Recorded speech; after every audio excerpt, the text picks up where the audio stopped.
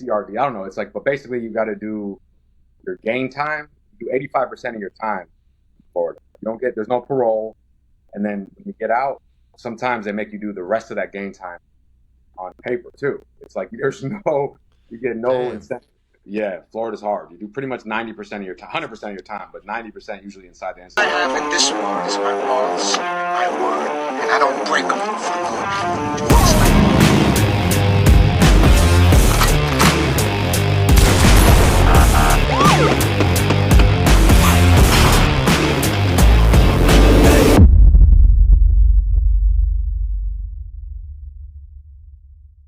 Guys, welcome to the Chaos Chronicles. So today we've got an awesome interviewee, and so you guys might have seen his head on our social media over here in Australia. So he is from America, and yeah, do you want to introduce yourself, brother? Yeah. Yeah. Thank you for having me, man. First of all, and I'm a big fan of your show. I'm Viking Mindset 11 is my what I go by, but Viking is what my nickname has been for a long time. And yeah, man, it's an honor to be on the show.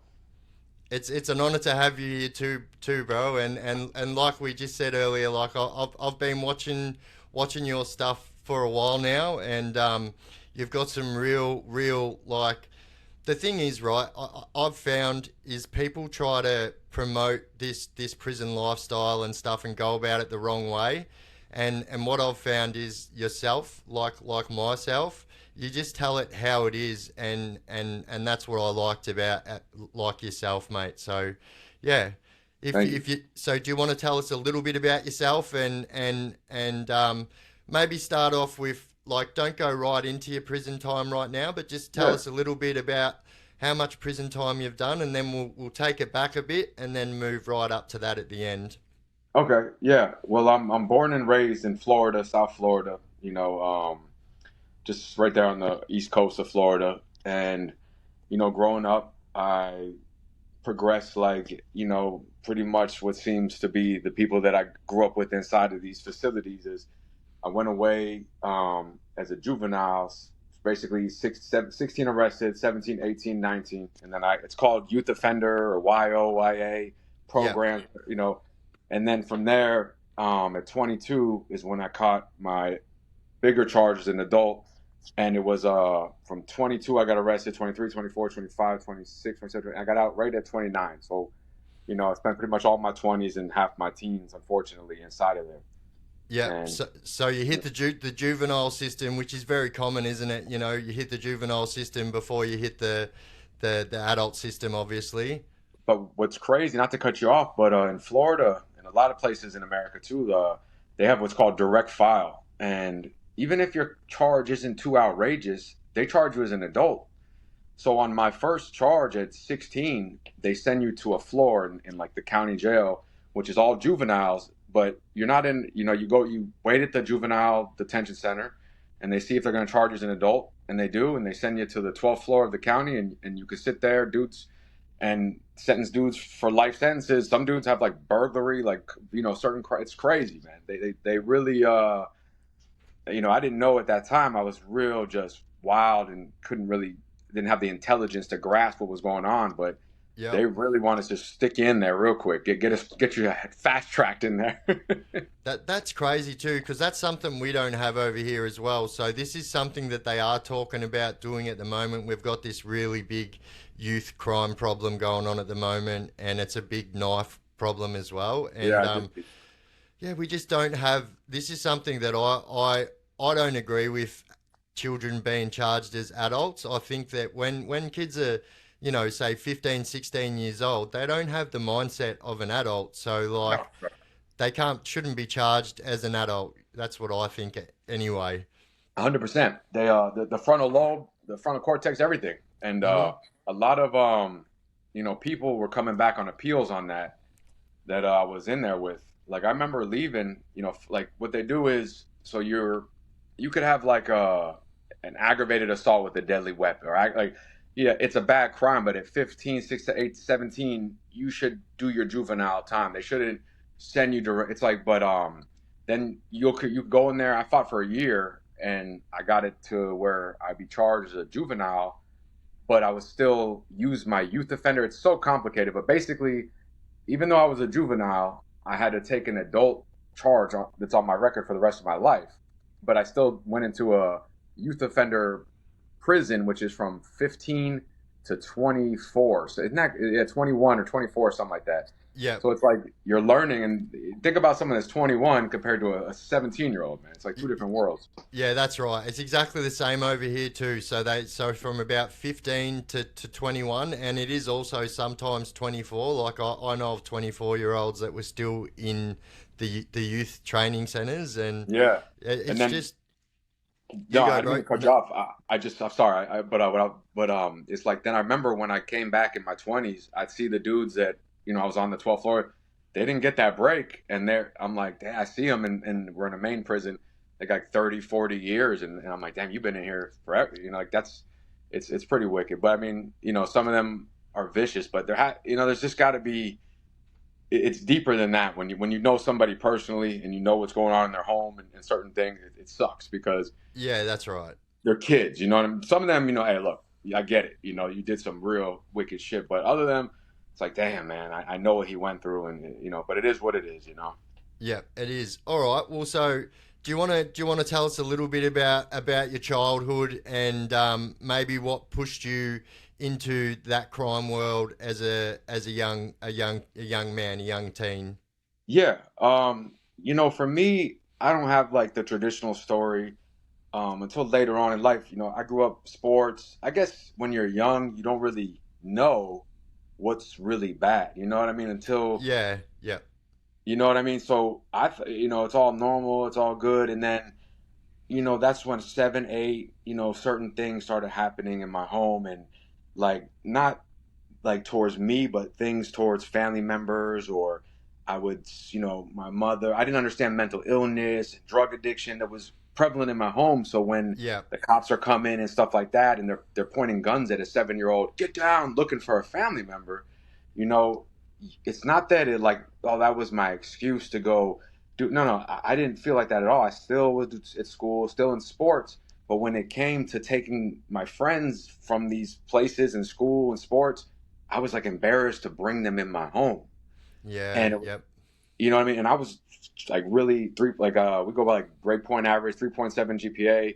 I was in wrestling, always in sports and everything, but it was like, damn, I really just can't like connect with people. I feel like, you know what I mean? And then people would start making fun of me for certain things that they yep. would see like in my mom, or like things like Yeah, that. yeah, you felt like an outsider because I come from the same kind of family, and people do they latch onto it and they see you as different, and then high school becomes hard, or even primary school for some people, but Yeah. it becomes hard because people see that. Yeah, it's a truth, and I agree totally what you said, and it was like I didn't have like how a lot of people are like, I'm gonna go get my brother. Like I just had me. I have older sisters, but my family was so like dysfunctional that nobody was like, something like that would happen, and it's a different time now. I get it, but like I remember being like one of my earliest memories of when I like kind of switched on to something was like a different mind frame. Was I was 7 or 8, and my mom was going through some stuff and mental health and drugs, and I remember somebody called worried about her, and the police just come in and like, put a gun right to, where's your mom, like, and I'm thinking like, it was just so shocking to me, and then it was Yeah, like, all right, and the next day it was like, are you okay? Yeah. See, go to school the next day. There was no like, oh, are you okay, post traumatic. It was just, so then I was like, I felt like I had no idea. Is this like normal? And as a parent you now, feel I like look it's at, normal. Yeah, yeah. And so eventually, through middle school, I didn't have like the typical, like I started to like distance myself as far as like the better I was doing. It was like the ones that were on that level, they like start laughing. Oh, your mom's crazy, da da da da da, or so I didn't even really know. So that's why I was in wrestling, all these things, because I wanted to learn how to defend myself. And so I yeah, started getting into little fights and scraps, and that's and then it turned into like the ones that were the outcasts, the black sheeps, the ones that were going through similar things.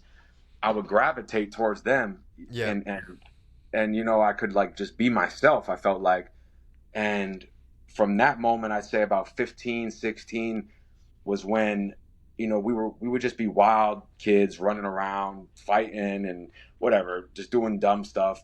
But that's when older, more organized kids, teenagers, grown men were like, oh, hey, you guys want to start doing some armed robberies on drug dealers? Or, hey, you guys want to, go into this restaurant, do this or collect money here. And Yeah. for us, it was like, yes, Yeah. acceptance, and, but Is things get serious. Yeah. isn't it funny how like and I think it's the same in all cultures as well, that the black sheep always seem to like gravitate towards each other, and Yeah. and especially like when they come from, so for over here we kind of call it like housos, like people from, you know, impoverished backgrounds. We live Okay. in government housing and stuff like that, and Yeah. you find that all of those people band together, you know, and always find each other. Yeah. And it was like, and with me, it wasn't just always like, because I knew what it was like to not only be the black sheep, but I also wasn't like the until I started to really understand like mental health and stuff. Like when I went away and I started reading and understanding, like something had to have switched on me because I was so like gentle as a young kid, you know what I mean? That and it was like so when I would see somebody that wasn't able to protect themselves, like just somebody that was not like I wouldn't say a nerd. I would call them like they would call them nerds, like that typical. I would have their back. Like, come on, you come with us. Like I always gravitated, and it wasn't just because you were tough. It was just like and I think that's ultimately why, also I guess things got out of hand as I grew up because I felt this like I had to be loyal, like and then you realize like Yeah. it's a twisted mindset, like you said. It gets real messed up in the end. But yeah, you're Yeah, right. you're always the first person to put your hand up for things when things need to go a little bit, you Yeah, know, I'm just outwardish. nose diving to hell, right? Yeah, I'll do yeah, it. exactly, bro.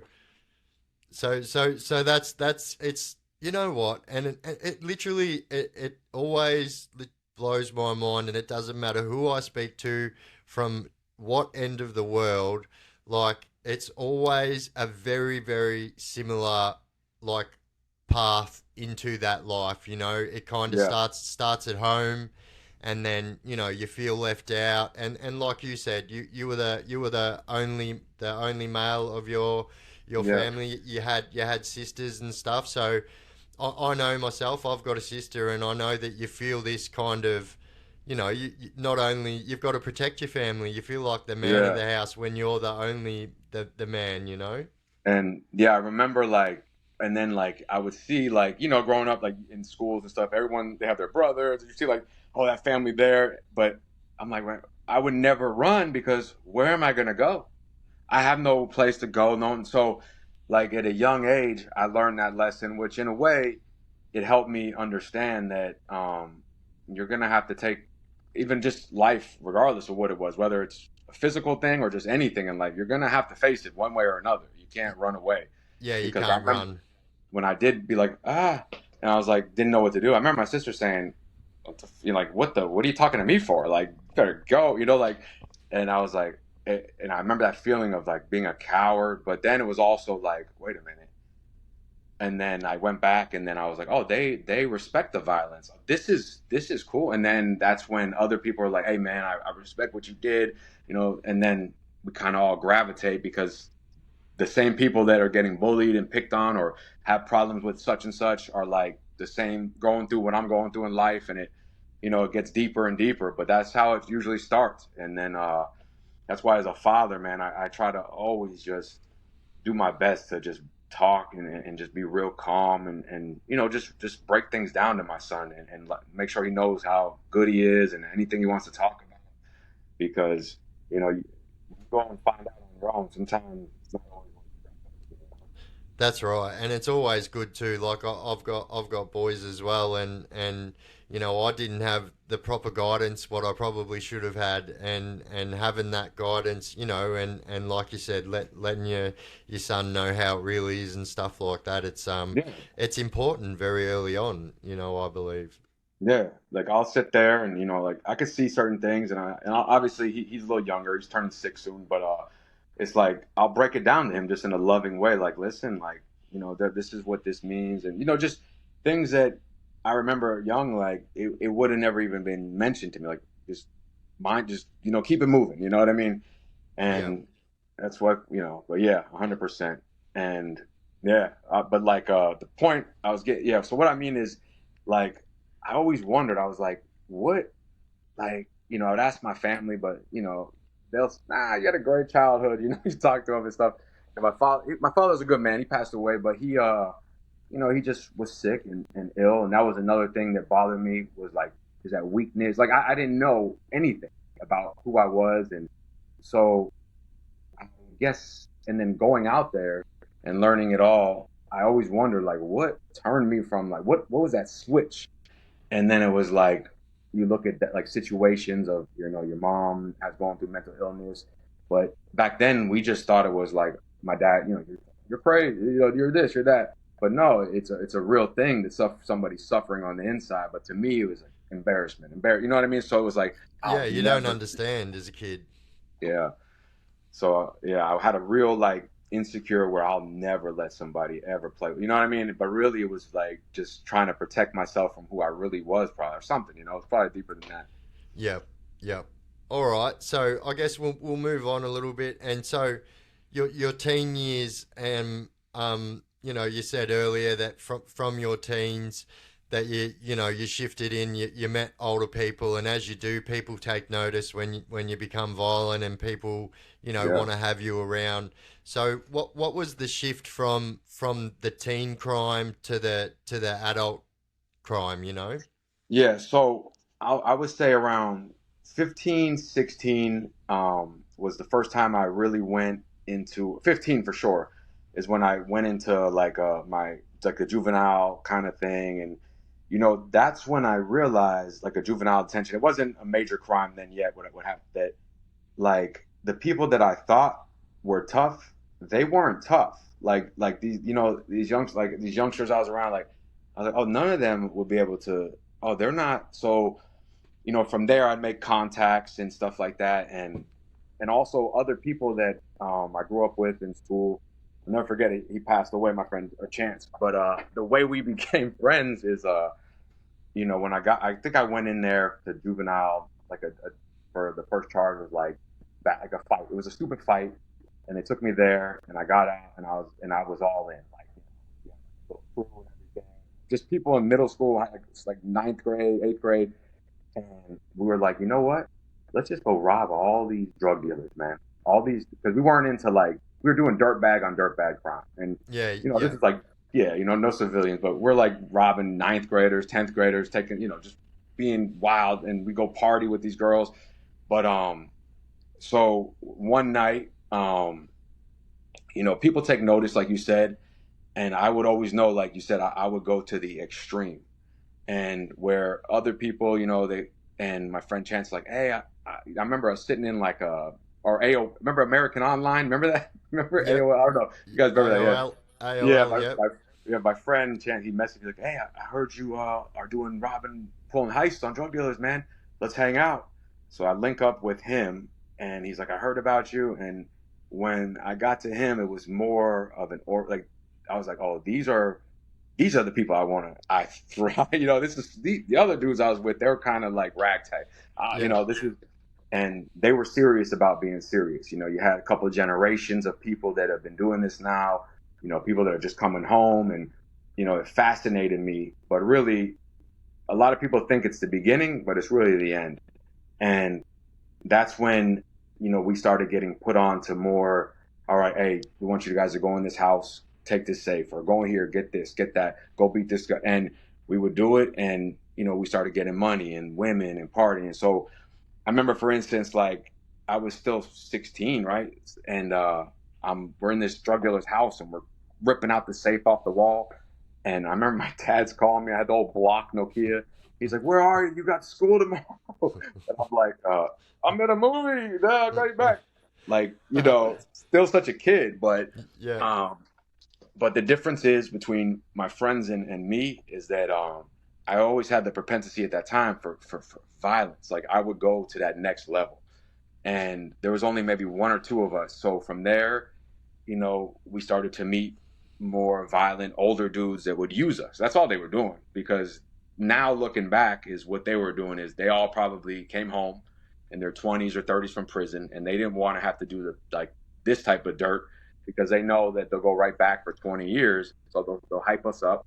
Yeah, man, we got you. Yeah, da da da da. And to us, it was like amazing. Like these are dudes that we used to like hear so much about, hyper dudes and all these dudes that were just like the lore of them. Yeah. And so, we would go in and put on police gear and rob these drug dealers. We were just very, yeah, we were wild, wild. And so one night we had a friend of ours. We put him, for us, it was a big deal. It was like 30 grand, I don't know, of stuff. And, we're teenagers, we're throwing money around, we're buying these girls shoes at the bar, and then we had all this. And I go outside, and while I'm walking outside, the dude says something to me. And, now I look back and I'm thinking like how just insecure I must have been, because I'm like, what? And I just start fighting him, and, it turns into a huge fight, a bar fight. And, my friends come out there. It just turns into a freaking mosh pit over there, dude.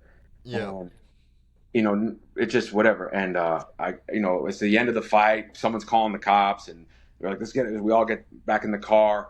And as I'm getting in the car, this dude starts smashing my window with a thing. And I'm in my head, I'm thinking, it's just a bar fight, dude. Like, what are you doing, man? Like, and everyone's like, just go, man. I was like, nah, this dude here is gonna. So I get out of the car, and at that time I had like a pocket knife, something on me like that, and I put it on his throat. I'm like, listen, it's a bar fight, and I had like here on him, like, get the f away from me, man, and just let it go, bro. Like, what are you doing? Yeah. And he's saying something, I'm not hearing him, and and then he's like, and I have it like that on him, and he's just like, so I get back in the car. I was like, man, what's that dude's problem, man? So we're leaving, and so I got the whole crew, man, the gang that can't shoot straight, man. We're all together, man. Yeah. Yeah. And my friend, we never do this. We don't steal chains from people like that. Like, that's not what we do. And he pulls out the guy's necklace, and he's like, when I was whooping his butt, dude, I ripped his chain off. Ha ha ha ha ha ha. And I just was like, oh no, because in my head, dude, that guy, I just pulled a weapon on this dude. You just we just got into, what is he going to, he's going to tell him that you just jumped in my car after. So, Robbery. yeah, my friend starts beating him up. Chance starts beating him up in the car. You dumbass, doom, doom, doom, doom, doom, doom. And I'm driving, and as I'm driving, a friend that stayed behind at the bar was calling me, and he's like, "Hey, man, you need to get out of here," because out of anger, and I understand why the guy did it. I mean, he's saying, "Look, man, these guys came here and they put a knife." He made it seem like and I get to my house, my friend's beating the. Thank God he took the chain back from the guy, and it ended up saving me later on in the story. But then I come back to my house, and I'll never forget. This was like the turning point in my life with my family. I run in the house, and my neighbor is like, "Dude, you need to get here now." And run in my house, I lift up this thing in my bed. I got all this money, all this stuff I shouldn't have, and I'm putting it here in this jacket here. And my sister's like, I was like, "I'll see you in a few years. I love you."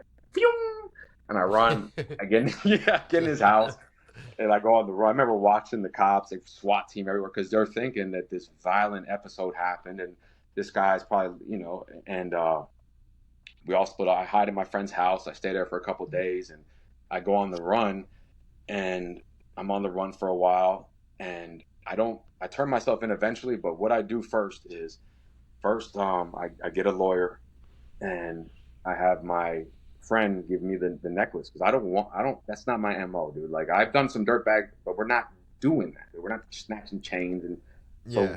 and then we make the guy go in the car. I no longer will ever, I never spoke to him a day after that day. We make him go and write, "Hey, look, I took that necklace, and Viking had no idea I did that." And I'm still not a rat, though. I'll never rat. And I said, "Hey, I pulled, I got in the fight. I pulled the knife out. He had no idea I did that." But, so that's ultimately what saved me. I spent a year going as a juvenile. I finally turned myself in once I have it all situated, and I go in there, and I was facing life at 16, 17. I was 17 now. Damn. It's called a PBL, yeah, punishable by life charge, and Wow. it's because they had an armed robbery. You know, in their mind, I pulled a knife on somebody, and we just did this heinous crime to somebody, and eventually, though, I sat in there for a year, and they were like trying to give me 45 years, 20 years, you know. And finally, my lawyer just said, "Don't worry, don't worry," right?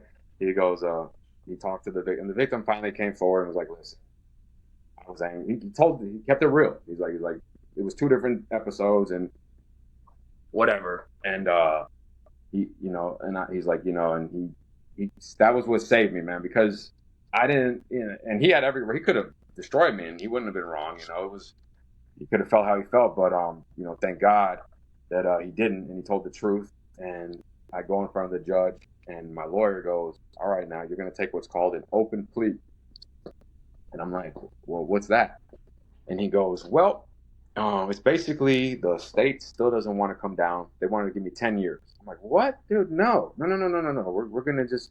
And he's like, "But if you lose, you can get life." So we're not, you know. I was like, "Well, I'm thinking." I didn't Wow. understand the whole situation of lawyers, and I'm like, "Okay, yeah, yes, sir." So he's like, "Open plea means we have all we need, dude. You don't really have a bad record. You're still a juvenile, and you know now you have the witness saying the truth. You have your friend. You know everything is in place, and you know, and basically, but he can give you anything he wants from time served to life, or like whatever the max was. Actually, they couldn't give a juvenile life at that time. It was 40 years was like the max because of the frontal lobe development, I think. But Yeah. whatever, that's a life It's sentence, you that's a know. life. So yeah, that's right. Yeah, yeah, yeah, yeah.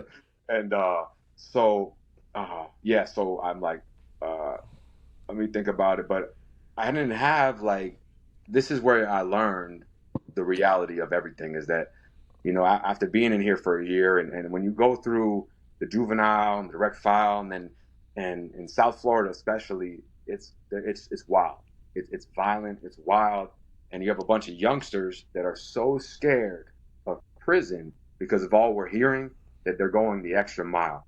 And Yeah. I'm just a young white suburban dude. Like I thought I was tough, but this is what truly, truly made me crank it up to the next level. Is because they do what's called a heart check. I mean, it's and the officers, gladiator fights. I mean, it was wild, and this was just going to there. I mean, and the sheriff, like in the jails, it's run by like the county, you know, Yep. and they don't really count, like, you know, like in prison it's all right, count time, and they make you show your ID, and they're like, everybody here, see ya, boom, and you might not see an officer. So it's strictly just like, you know, gladiator stuff. It's not organized, there's not weapons, it's organized chaos is what Yep. it is. Yep. And so I'm like, damn, but I was like, whatever, let's go. So we go in front of the judge, and he's looking, but I was pretty confident, even though I would have never done this again if I would have known how, like, I could have went bad. But you know, he read it and he said, well, you know, he has there was just too much going as far as like I didn't do an armed robbery, and basically he reads it and he goes, all right, well, I'm going to send you to a youth offender a wild prison boot camp, which is a year-long program. It's prison ran by the officers, but they get to call themselves drill instructors, dude. It's nuts. I'll get into that in a little bit. Yep. And so I was like, oh man, dude, it was like such a relief. But getting back, they're like, oh, dude, you're going to youth offender? Oh, you know how to fight? And like, I was like, what's that, dude? You know, I'm like 17-ish now, turning 18, and so I was like, what do you mean? So like that, I was just so happy to do that, dude. That and then that's when I went through there. And that boot camp, it wasn't like a boot camp like you think. What it was is it's a bunch of youngsters that are 16 to 21 or 25, I forget, that are all charged as adults or all like, you know, have a wild sentence, probably 21, I think. Yep. And it's just a prison. We're all same. The only difference is they can dish out corporal punishment. They're allowed, and they call it under the guise of, oh, this we're just doing boot camp style, beat the dog crap out of us, had us fighting each other, and then they PT us. So like we're going through all this, and then they're already sadistic, but now they're getting away with it, and they know us young dudes are like looking at these guys like they're father figures, and they're having us fight each other. beat the shit out of each other, and then they'll beat the shit out of us, slam our heads, and Damn. and yeah, and like they had full control because if you don't complete this, then you got to go do you get resentenced. You go back to the judge, and he can resentence you to your max sentence. So everyone like it was wild, and there was no stat. Obviously, it was more controlled. Like everything was watched 24/7, but they ended up beating the kid to death in there and shut it down. But I stayed in there for about a Damn. year, and yeah, it was yeah. So I got out right at 19, and I thought I was like, Mr. Big Shot now, dude. Yeah. And Yeah. I had made a lot of connections in there, and that's when I took it to the next level. And the dudes that I grew up with, it was like they were still doing what they were doing, but I looked at them like, you guys are weak, man. Like you guys have like some of them did, but that's how like how blinded I was, how Yep. lacking of a like figure of someone to explain life to me. I But thought I that's just what it does to you too. When your yeah, first time, you come out with more knowledge. It's like a college of knowledge of things so true. you shouldn't know. Yeah, I remember you hit it right in the head. I remember the drilling or the corrections officer saying to us, he goes, "All I'm doing here is making super criminals." Because the day would be like this in there. You wake up and you got to you make sure everything's clean, make your bed, and then they would just run us to death, push up. They just PT us to death. And then like if somebody dropped out or if somebody didn't like they do an inspection, if anything like that, they'd be like, "All right, you two get in there and fight." 2 minutes like and we're like this it was just so I'm Damn. thinking like yeah so I was like and going through that made me like really like feel like oh yeah I'm on the next level and then they're also he's like yeah dude he's like we're making super criminals here so I get out I'm in shape now for once I don't want it I'm like no drinking no none of that I'm just shredded and I have a different vibe to me dude and so I go immediately back to that lifestyle. Except now I have major connections. I've met major players to me, and like you said, it's like I graduated into college now. Now I'm like, going to get my bachelor's degree now. You know what I mean, or whatever. Yep. Yep. And yeah, so that's how the juvenile system went for me. And then I go on into adult. I don't know if you want me to keep just going with it or anything. Yeah. Just keep running, Get brother. out, and I'm probably now turning 20, and I'm still on probation. I remember I was on house arrest, or not house arrest, but like when they call it community control or something like that. When you get out of prison, for your first time, you get like it's like a CRD. I don't know. It's like, but basically you got to do your gain time. You do 85% of your time in Florida. You don't get there's no parole, and then when you get out, sometimes they make you do the rest of that gain time on paper too. It's like there's no you get no Damn. incentive. Yeah, Florida's hard. You do pretty much 90% of your time, 100% of your time, but 90% usually inside the institutions. 85 they say, but you're lucky if you get that. No, no parole. That's crazy. They stopped doing parole in 1996. So if you get 10 years, you do 9 years if you're lucky. You know what I mean? Wow. But most Wow. most of the time, most charges are going to make you do a mandatory sentence on there and take away all your gain time. And that's why I'll get to that later. That's what makes Florida just so just in it just there's nothing there's no trades anything but yeah so you don't get a parole date you don't get any like good behavior and if you're lucky Wow. you'll get 9 months taken off your sentence basically if you're lucky you could do basically 10 years you do 9 years yeah like I said so So you don't get like no sanctions or anything like that. nothing the Just most you straight can get time. if you're lucky is 85% so basically yeah so you basically get 2 months off a year for 3 years if you're lucky Wow. Yeah, that's yeah mind blowing.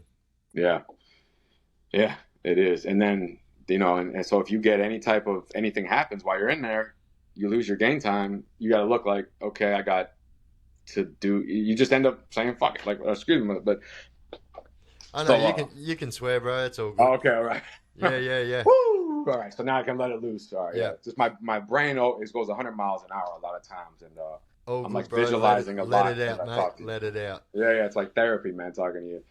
So, I get back and like I was saying before, I couldn't like I was almost after coming out of there and meeting the people I met, and the connections I made, I was just disgusted at who I once was. Like, I can't believe I used to hang out with these dudes, these dudes snatching chains, and we're getting like $50 like stealing like just from other drugs. Like, what was that? You know what I mean? I've now become calculated. I Yep. read Yep. Machiavelli. I read Sun Tzu. I'm, I'm showing them all like this, and so I started to make connections with my friends, selected friends I grew up with, and people I met while I was in the inside that are actual like they're serious about being serious.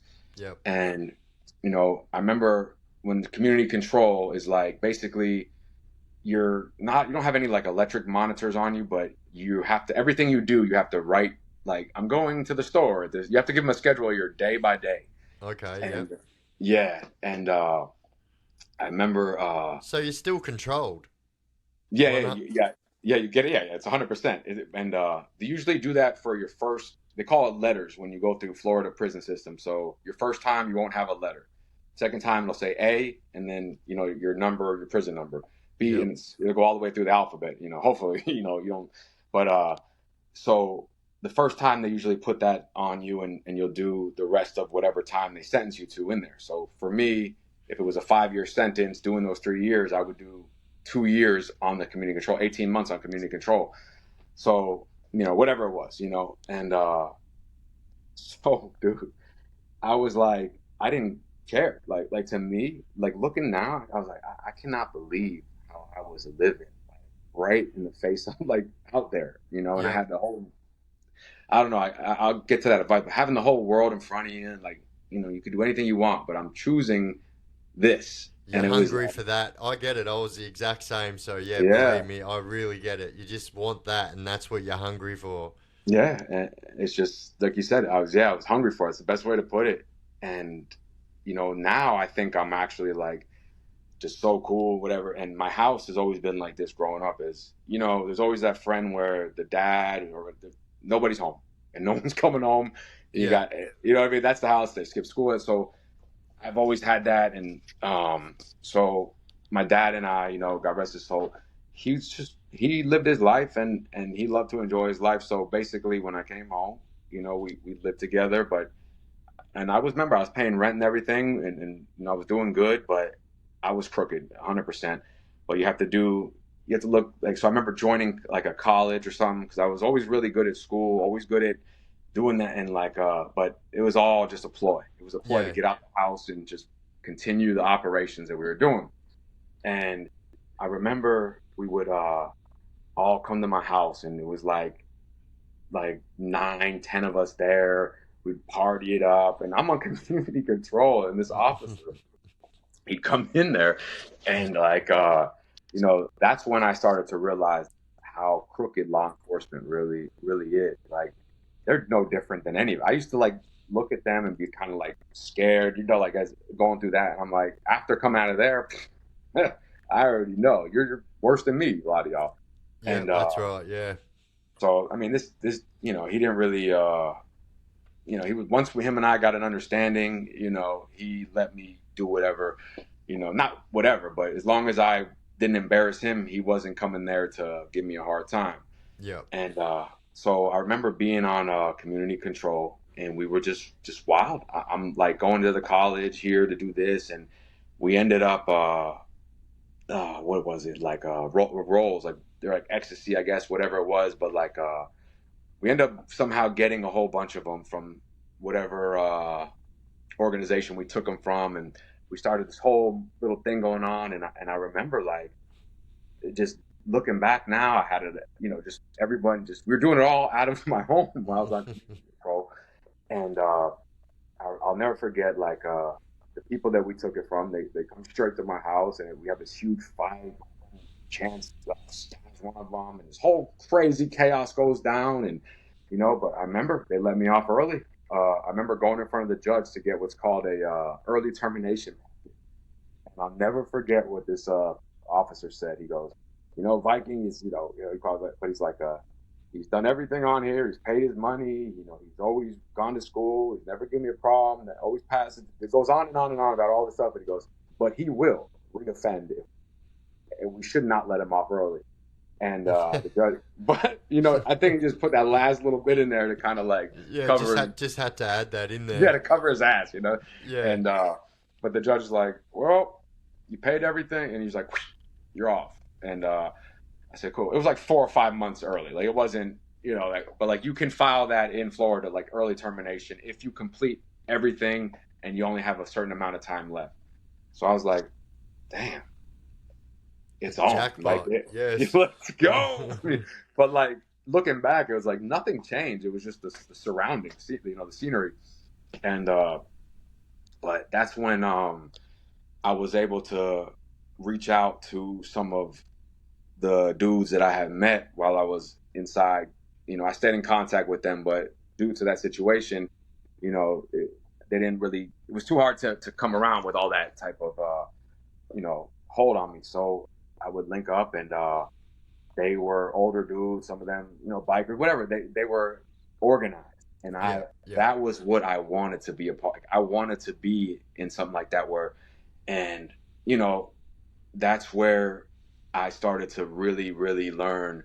And it's kind of sad, dude. I look back and a lot of these dudes that schooled me and brought me into a lot of stuff. I'm a grown man, obviously. I take full responsibility. However, I couldn't imagine being 20 some odd years old and taking a 15-year-old and be like, "Yeah, you're doing great, man," But Yeah. and especially when you did the time. But hey, man, some people, I get it now why it's like they want to have little soldiers to go do. But I was, like you said, at a high level for raising my hand for whatever came my way. Yeah. And this is, I didn't last too long, and that was the thing I think that saved me, was the fact that I wasn't a good criminal. That was the good thing, is I got off the streets immediately, and or whatever it was, man, because the ones that stayed out longer than me, they died, or they got 7,000 years. You know what I mean? And Yeah. I don't know. It's just the way things worked out. And so what ends up happening is we're like, they have these things called pill mills going on in South Florida. And basically, these doctors are so corrupt. Anybody watching this, you look it up. And people were coming all over the United States to South Florida, and they can get prescriptions of anything they want, man. Like, Yeah. I've seen this. I've seen this. Yep. it was unreal. I remember like going in there at 21, and they're giving like, "All right, you're gonna get, this is a grown doctor. Look at me in my eyes. Like it seems like your back's messed up. You're gonna get 90 of these oxys. You're gonna get breakthrough pain." And like, they look, and I'm not taking them and I'm just like, all right. And but ultimately that became the downfall of what I see as my entire community, man. Yep. Because that took not only the crime, and it raised the level of drug use in the community, because people are always doing it, but that's a huge, huge monkey to have on your back, like, It op- is. in the whole Yeah. community. And it's You just have so, to have it. They can't go without it, And then when they oh, don't have it, they've got to do whatever they've got to do to get it. and that, yeah. And, and then the fact that at 21-year-olds can go in there anytime. And the thing was, what they were doing is you could go to like 10 different doctors in a day, and nobody would even know, man, until they put a registry in there. But then they were paying for people. So like, it was insane what was going on. And people were driving from state to state, Yeah. and Doing yeah, the milk run, they were calling it, I heard. yeah, yeah, yeah. I love the Yeah. terminology in Australia, man. I tell you, Yeah. I tell everybody when I talk to people from Australia, I say I'm from South Florida. Basically, we're like the Australia version of America, the landscaping, Yeah. Yeah. scenery. Yeah, and But you know what? Everything I hear, like about, you always hear, Florida man, the Florida man thing, and yeah, like by all means, everything I hear about Florida, it's a wild place. Yeah, yeah, it's where everybody goes. It's a melting pot, so everybody goes to like disappear. But yep, also, you got all walks of life. You go to north part of Florida, it's country, like real, like we say, like like country dudes, and then down south is money, Miami, Fort Lauderdale. So it's like this huge melting pot of all these different, like, just cultures colliding. So yeah, it's just it's very, it is wild. But yeah, I stay in a quiet suburban area. Leave me alone now, guys. I don't want to talk to anybody. But yeah. I'm the same. I'm the same, yeah, mate. no problem. Yeah, But yeah. So what I ended up getting caught up in is we were put on with that. But what we started finding out was people were making so much. It was like a gold mine for drug dealers. Oh And yeah. I wasn't I wasn't really into like selling drugs, and I've had my fun and stuff like that, but I've never been really arrested for drugs because of all the years I ended up going away.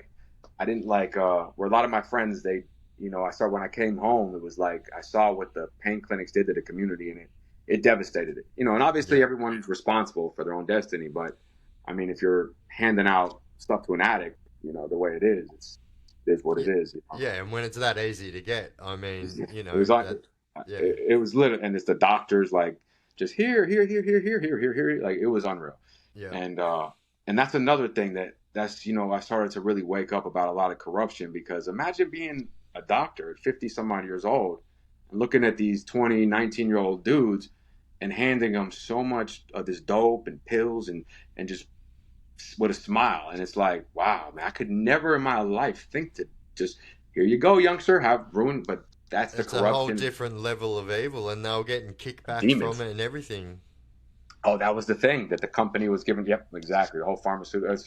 Yeah, it's. Oof, yeah, you're right about that. They used to have protests in front of those buildings. That's when I found out one of my friends passed away watching the news. But so we ended up saying, like, we had I learned basically. I like became a very like bigger idiot is the best way I could put it, dude. Like I was like sharp though, very strategic. At least I thought I was at the time. And we started to say, well, I don't want to get caught selling drugs, man, because it just always seemed like that's what's gonna happen. And you're just gonna, I said, so let's just go take it like we always do, but let's go get them. So we ended up having some people who were higher up in this game, and what they would do is they were dealing with people. They were drug dealers, but they would go and tell us like, "Hey, go into this barber shop. This guy, he puts his money in this safe, launders it here, blah blah blah, whatever it was. You know what I mean? Yeah. And he used it as a front. It's a cash business. Go get that safe. I know her. You like." So we started doing that, and Bigger scores.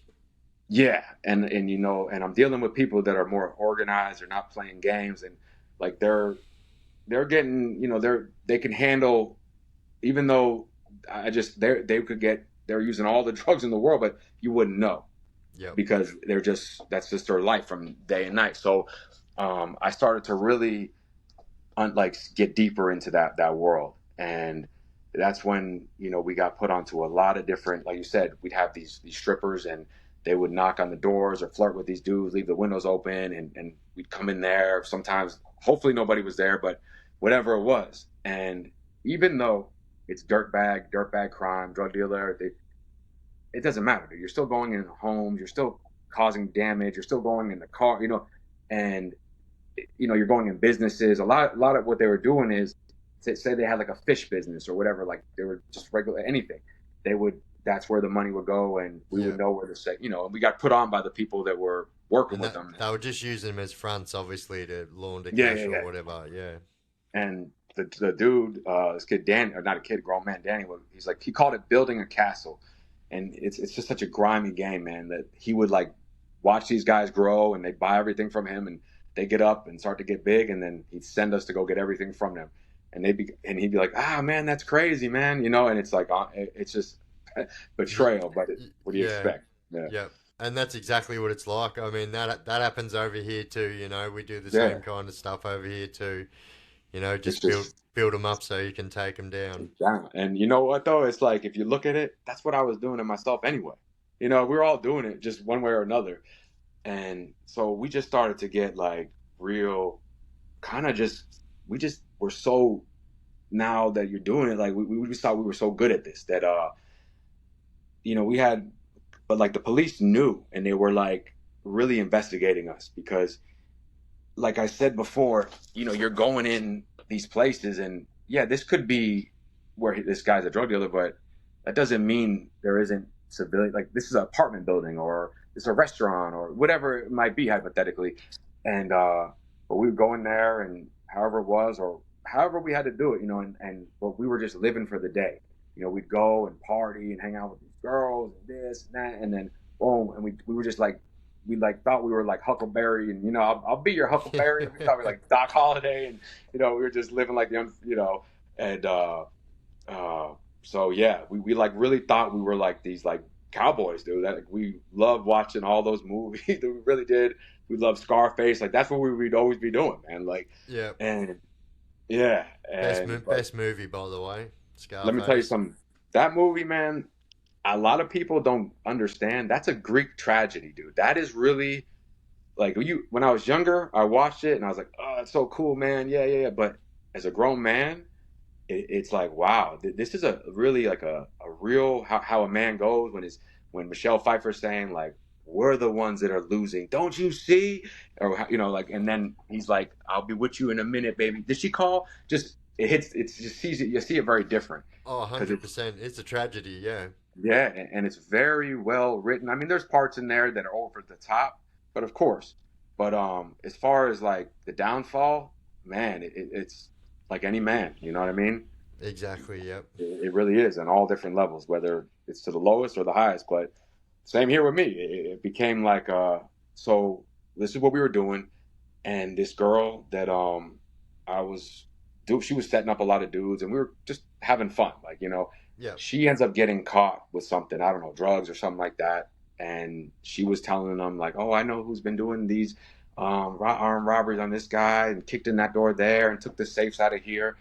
And that the same way I would look at it as if they were, oh, well, they're just drug dealer fronts. Well, guess what? Those are drug dealer fronts. Those are, you know what I mean? Like they can call the cops and say that. So she ends up telling them, and they start to put together like a little warrants for me and stuff. And she comes to my house one day, but I'm living like bouncing from here to here to here to here. Like I'm just living day to day, like I told you, like whatever Yep. happens. And she tells them where all she can get me for them to find me. And when we woke up, and I guess because she, they put the pressure on her. And look, like I remember thinking like, but Yeah. what did I think trusting her? You know what I mean? You Yep. know, but I'm heartbroken, man. I thought you were different. you know, but so yeah, so basically, we wake up one day, or I forget, it was like a morning. She came to my house or something, or not my house, but like this apartment I was sleeping at.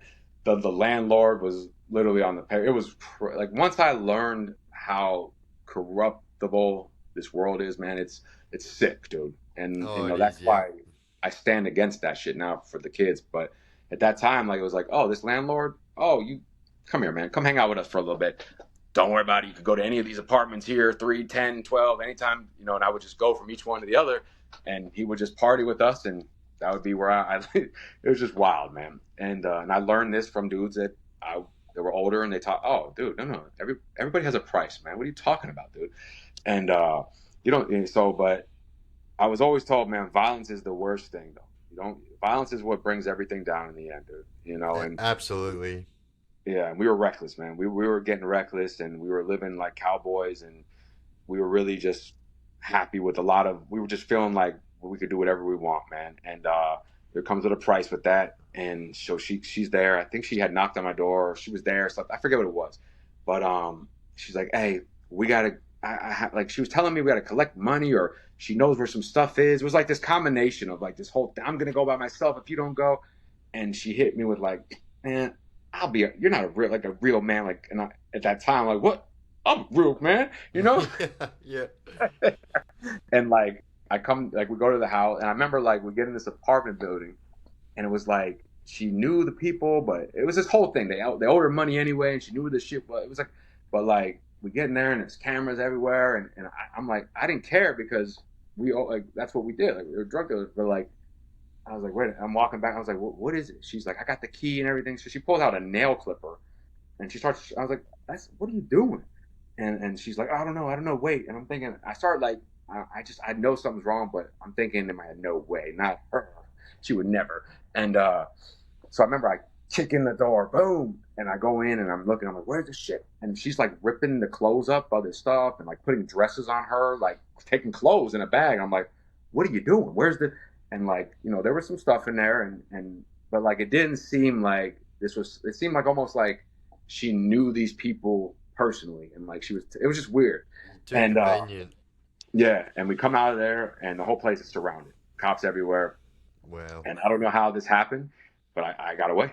I got away for a brief period of time, but they ended up raiding the apartments like 2 or 3 days later, and they take me in, and I had no idea at the time, like what, I'm like thinking it could be a million other things, and they're telling me everyone's told on you, and I sit down and they show me the video of that break in right there, and I go, oh, whew, and a couple other of the armed robberies and other stuff like that, and but I'm gonna tell you honestly, I was relieved when I got there, and I just could just I was like relieved to just be off the streets, man, and just it was a weird feeling. Yep. It No, was I like, get it. I get it. I've been there yeah, as well. Yep. and it was like yeah, that's what it was. And I remember seeing like office COs and stuff like, oh, I've raised this, like they like knew me. It was just I was just like relieved. I didn't have to be that person, and I could just detox from the life mentally, physically, just everything. And but this is where things would like really get very oh, excuse me, to the next level. Like this is where everything changed. And I go to that county jail, but before I got to that jail, there's two different counties next to each other where I live, and it's Broward County and Palm Beach County. And basically they're like on the line of like basically I can go to each like county's like 5 minutes away from each other. So Yep. they Yep. caught me at the other county, but I gotta have to go to that county jail. And while I'm in there, um, I'm waiting to get transferred, and I'm just thinking, whatever, I'm gonna go over, get transferred, and take a plea or something like that, and just go get this time, whatever. This is how I'm thinking. Like it's not, and we see a dude come in there, and an officer pulls me to the side. So it was a little bit more than this, but basically, this guy here, he was putting cameras in kiddie bathrooms, man, and Damn. this was a jail, and I was and this was at a park where we all went as kids and our friends, and basically this officer knew a friend of mine, and he was conveyed a message saying that his kid might have been one of those kids at that park. There were so many possibles victims that they didn't know, but everybody that Wow. they could find come to here. Yeah, so I was like, okay, and they're like, listen, we're gonna basically they said like get like 15-20 minutes, go over here and handle that. Like just beat the dog, beat the shit out of him. And I was like, all right. So we set it up, and I ended up beating the shit out of this chum. And I never forget. I walk up, or this what do you guys call it? PDF file. PDF files, right? Yeah. Yeah. Okay. Okay. Like on the phone. Yeah. Yeah. So I go up to the PDF file, and I'm like, hey man, are you a PDF file? He goes, what's your definition? Right? And I've told this story before, and I go, I just could not believe it. And he goes, it's like my hustle. People here for armed robberies, and was my hustle. And Damn. dude, it was like this rage. And I remember just, and it was all like set up in this area, and the officers just happened to be doing whatever they were doing. And so I just get him, and I just beat the shit out of him. But they don't come in time, and I'm really just I couldn't believe he just said that to me. They're like, it Yeah, it that's was, horrible. and it was like and I just and it wasn't my pride or ego. I was like really like that's like one of my best friend's kid, and this is what you a hustle, dude. Like, and I remember finally they come in there to like pull us apart or whatever, and I'm like covered in his blood. I remember like I'm like Braveheart, freedom, just covered like because I don't think there's no consequences for this. And the officers pull me in there, and I remember they pepper sprayed that guy, but they're like, you took it too far, and this. I'm thinking like, what? You guys helped me do this, man. But they gotta. And what ends up happening is this happens in the jails, not so much in prison. You won't see this, but his parents, I guess, said we're suing this place, and we're not going to get you a lawyer unless you. And he was like, press charges, and he pressed charges on me, man. And then I'm staying in that county jail for about 9 months, and finally, he forgot what happened, and he told the truth. I Yep. don't know Yep. who did it, and he had to. I mean, it's not worth a lawsuit in the end, and but I couldn't believe that because I've never saw like that's something that was totally different than I've ever witnessed. And because I was in a more lower level area, like security wise, so I've never Yep. seen where somebody was that brazen to do anyway and press charges for bad. It was insane. So but he forgets what happened, and they ship me to my regular county to start doing my case and where I committed the crime. Excuse me. And I get there, and dude, I tell this story like not all the time, right? Because it's one of those things that like I talk about a lot because this has been my life, my whole life. So Yep. I tell people like, if this is what you went through at 17, 18, 19, 22, 23, 24, 20, all your 20s, 25, 28, 29, like think about all your stories from high school and college and then after your, well, imagine if you had all that, but you were in these savage places, you know what I mean? This would be your life. And I'll never forget this dude, Christopher White, hard head. He had hard head across his throat. And we get into the county jail. And Gun Club is notorious, man. It's what's called Gun Club is the name of the county jail. It's notorious for just insanity, dude. It's Yep. just nonstop. And he's like, I got a gun on me. I got a gun on me. He's saying that as he's getting through the intake. And I'm thinking like, like, and the officer's like, no, we searched him. And lo and behold, man, they brought him in there. He's like, he's begging not to go in there because you'll get introducing a firearm into a facility contraband. You're gonna get 15. That's like a mandate. You're already getting, he's begging not to go in there. Yep. And they're like, we searched him. He was in there on a DUI, and he was begging not to go in there because we're all gonna get stripped right here. And it comes out, boom, and they just slam us. They put us all, everyone that was there. They put us in these these cells, like these single cells for the intake. And he's going nuts, and he's hitting the wall, boom, boom, boom, boom, boom, and this whole thing is happening in there. And they ended up putting us in like these like restraint chairs where the more you move, because I was riding with him, man. I thought it was fucked up, and he Yep. looked like somebody. I was like, yeah, let's go. And I had already been 9 months, man. I'm back home. Let's go. Yep. And so they put it these chairs, like the more you move, the more they tighten up, and they were just beating the shit out of us. And finally, they take us to where we're gonna go and get classified. I'm in there for about 4 or 5 days, I think, and he pops up. He was just somebody that popped up all through my life, man. Just weird. I seen him later on. He ended up getting like 10 years for that, dude, for that gun. Damn. And he Crazy. was trying Yeah. to tell him too. Yeah, he would only got maybe 5 if he got caught before that. But since he got that introduction, yeah, that was so he So he was almost like it's set up. 100%. I mean, he's begging them, like, but they're like, yeah, we've already searched him. And then Yep. they were like, that's why they had put us all away, because they wanted to make it seem like it happened before. We're not all going to tell you. And that's why I kind of was like, fuck that. I saw that shit, man. Oh, yeah, you saw what? Boom, And so Damn. as you're getting classified, they're telling you your custody, where you're going to go. They do like the tuberculosis, all that stuff, shots and stuff. And you're like, okay. They're calling everybody, all right. And this was like a moment of like what changed my life. This moment here is what really like changed this, little things like the arc, and this is what made me realize like it's really, you're gonna have to become a different person than you are. All this bullshit tough guy shit, you need to learn who you are as a man. And so they're telling us where we're going. And he's like, man, I always go to the east side, man. It's the worst. And they're like, Chris White to him, you're going to the south side. And they call me like, Viking, you're going to the east side. He's like, damn, bro. Hey, good luck, man. It's the jungle in there. It's a nickname they call it. And I'm thinking, man, whatever, dude. I've been through work. So I'm going up there, and I walk up, and it's just me and this other white dude, right? And he goes up to the window first. He goes, no way. I'm checking in. I see somebody, and I look, and I'm like, I'm thinking, but now looking back, I should have said that, but I didn't have that in me, dude. I just still, so I remember he goes, no, no, no, no, and they take him out, and I'm like, I walk in, and I'm thinking like, sir, and they just shut the door. There's no assigned bunks. I was like, what?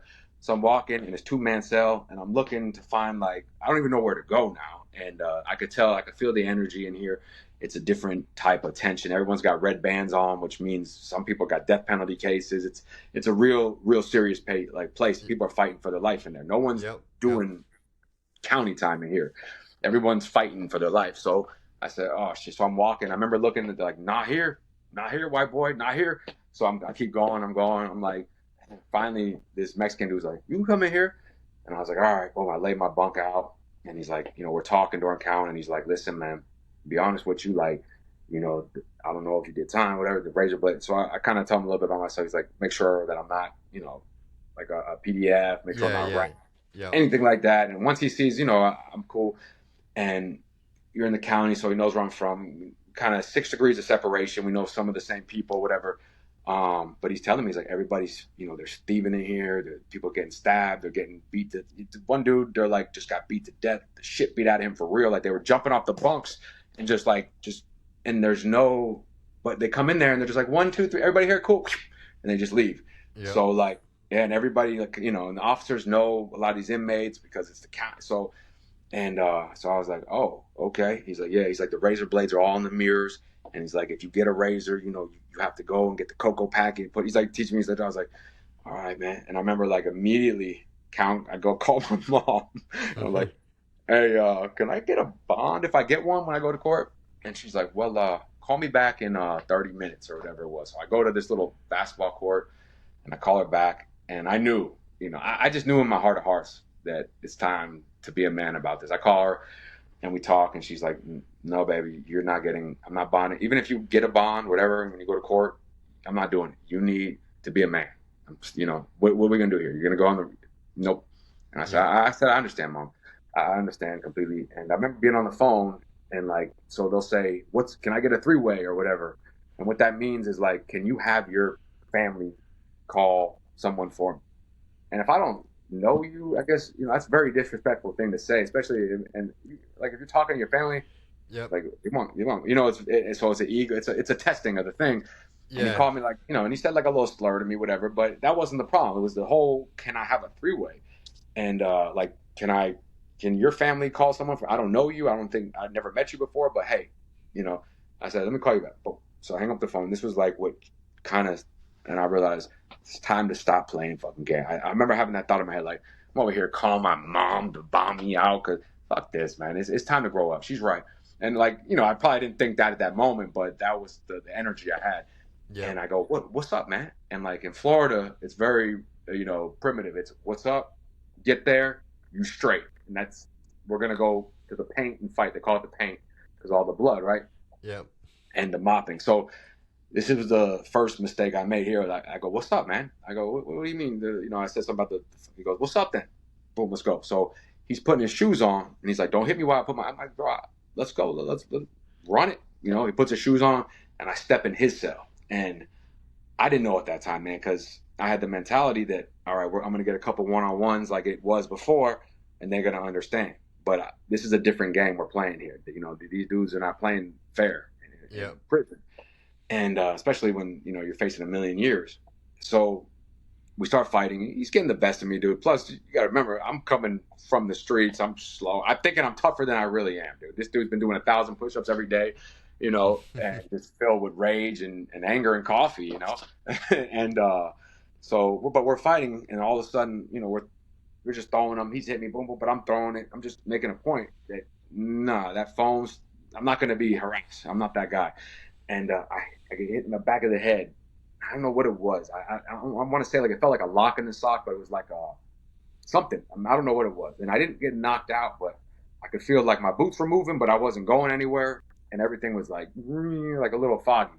yep, And they were getting like they started to jump me, and boom, boom, boom, boom, boom, boom, boom, boom, and I'm getting hit with the shit, and I'm just swinging head down. I'm bleeding this and that. So I remember, one dude, I kind of grabbed his hair because it's county jail, so you don't have to like shave your. Sorry, I'm moving the phone, but they and like we fall down between like the toilet area and the door, and they're stomping me. And I remember like just poking his eye, just anything, boom.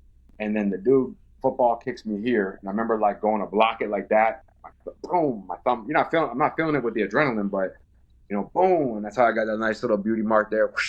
oh, Um, yep, yep, yeah, and but I'm still like I'm like in my mind, I just want to trying to rip this guy's eye out. I'm just trying to do something, man, because I felt like, and I hear one dude say, hey, man, put that dude's head in the toilet and put it. In Florida, they call it flushing your soul down the toilet, and like they'll beat the shit out of you and put your head in there and they'll stomp it until you drown or you die or whatever, or yep, like leave you there. But I was like, looking back, I was like, it wasn't that serious. Dang, like y'all. yeah, But damn, like, yeah, but like that's how it is when you're not like. I should have been more. I should have just immediately right there, well, that's they're all facing 1 million years, and they've probably been waiting for the day to let that anger out. So Yep. they're beating the shit out of me, but I hear him say that, and I still got the one dude like that. I'm just doing these little punches to him, and uh, and I'm using him as like a shield, but he's and I'm holding him, and I'm getting kicked, and but that's kind of like and dude's still hitting me, I think, with the shit. Anyway, but I hear that, and it was like the mom that lifts up the bus for the kid, and I just, and somehow I get up, throw them off me, and I get out of the cell. And I'm just throwing because that like made me think, I'm not gonna die in a toilet, dog. Not to say Yeah. no way. Yep. Yep. And I'm like throwing punches like as I'm walking backwards. And I got out of there, and him and I square up again. And I remember looking at my hand now, and I see like my thumb is like literally hanging off. But I'm just like throwing it, and they go, the lights flash, and they're like, one time, which is the cops like you're gonna do a little count time, and Yep. they're all right, see me, and in my mind, I'm so institutionalized that like I'm like, all right, I go right back to myself. I'm not gonna say anything. I'm gonna sit this one out. As soon as that clears, we're gonna go right back at it. Like I'm almost doing them a favor. Like I'm helping them, but like that's the mentality you have when you're institutionalized. Like Yep. I'll die in here, and then you Survival of will. the fittest. Yeah, when I should, but I learned that that you can't play fair in prison. You got to strike first, and Yep. immediately, and you just gotta have so much enemy. You just gotta let loose. There's no fair one in there, and Absolutely. Yeah. There's unless no it's there's like no fair ones. a arranged situation where it's something, but it's like that. I walked in there and just so I remember going in the cell, and my celly's he's like a Spanish dude, and Florida, South Florida especially, a lot of Spanish. He's like, "Hey, you're a warrior, white boy." He said, "I got blood coming down my face, dude. I got my thumbs hanging here." Yeah. And he's like, "Shit, they're coming in, man." He's like, "They don't really look," but he's like trying to fix my eye with a sock string and sew it. He's like, "It's not working." He's like, "Just go into the covers. You'll be all right." And I'm like, "This under the covers and shit." And then they're like, "All right, everybody here, cool." They're like mopping up my blood and shit while the officers are in here. I remember seeing that, like looking at that, like I could not believe this shit. And I was like, "Damn." So they clear count, and I get off the bunk, and I come back down, and now the adrenaline dump. But I feel that I have to meet force with force, Yep. and I come out, and so I remember like we're like in front. He's like, "What's up?" I was like, "Let's run it back." And he says to me, he must have like someone must have told him or something. They're like, "Bro, you're gonna end up killing that dude, man. Chill out, bro." He's like, "Man, this shit went too far, man." I go, "Oh, no, no, we're committed now, bro." So we square up again, and we're going at it. And of course, they come to rush me again, and like it turns, and like my bunkie and them, they come to my aid, and they're like, "Oh, no, no, no, no, no, nah, this white dude got heart, man. He nah, you gonna give him a fair one, dude."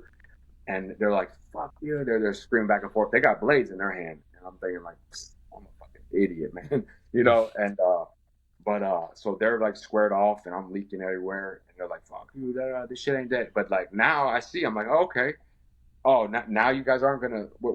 Where's this, And they're like, yeah, they're just standing there like, whatever y'all want to do, like.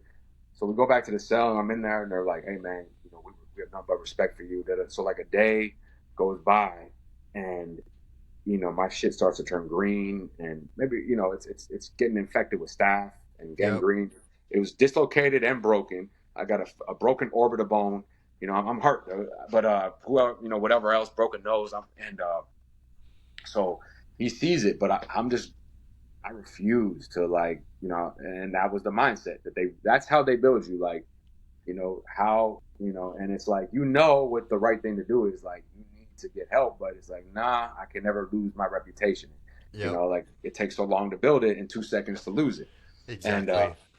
but my cellmate's like, "Dude, what do you got to prove, man?" He's like, you still got to face however many years in your case, man. You fought the guy, your thumb's hanging off. He's like, "Go get your shit fixed up, man. You have staph infection. You're gonna die. You're gonna You're gonna end die. up Yeah. getting septic." Yeah. And I was like, "All right, man." I was like, but like that was like I needed to hear that. Like that's still when I looking back how childish my mind still was. Like I needed someone to tell me that I was accepted, and I should be like, I'm good, I'm good, like Yep. Yep. you know. But so I go, and I'm like, "Hey, I need to go to medical," and they're like, "What?" And I was like, "Yeah, I fell in the shower." Right? They're like, "Ah," The but I old kept it. felon. That's a Yeah, yeah. world. That's a worldwide one Yeah, too. everybody Yeah. knows that one when I say it. Yeah. And they're like, "No," I said, "Yeah." I said, "Listen," and I just hit him with I didn't even, I told you, like, I really didn't use too much. I never really used drugs. I partied and had fun. Yep. But I was locked up so much that I didn't have a chance to even know how far it could go, because I've seen what addiction does to people, man. It's sad.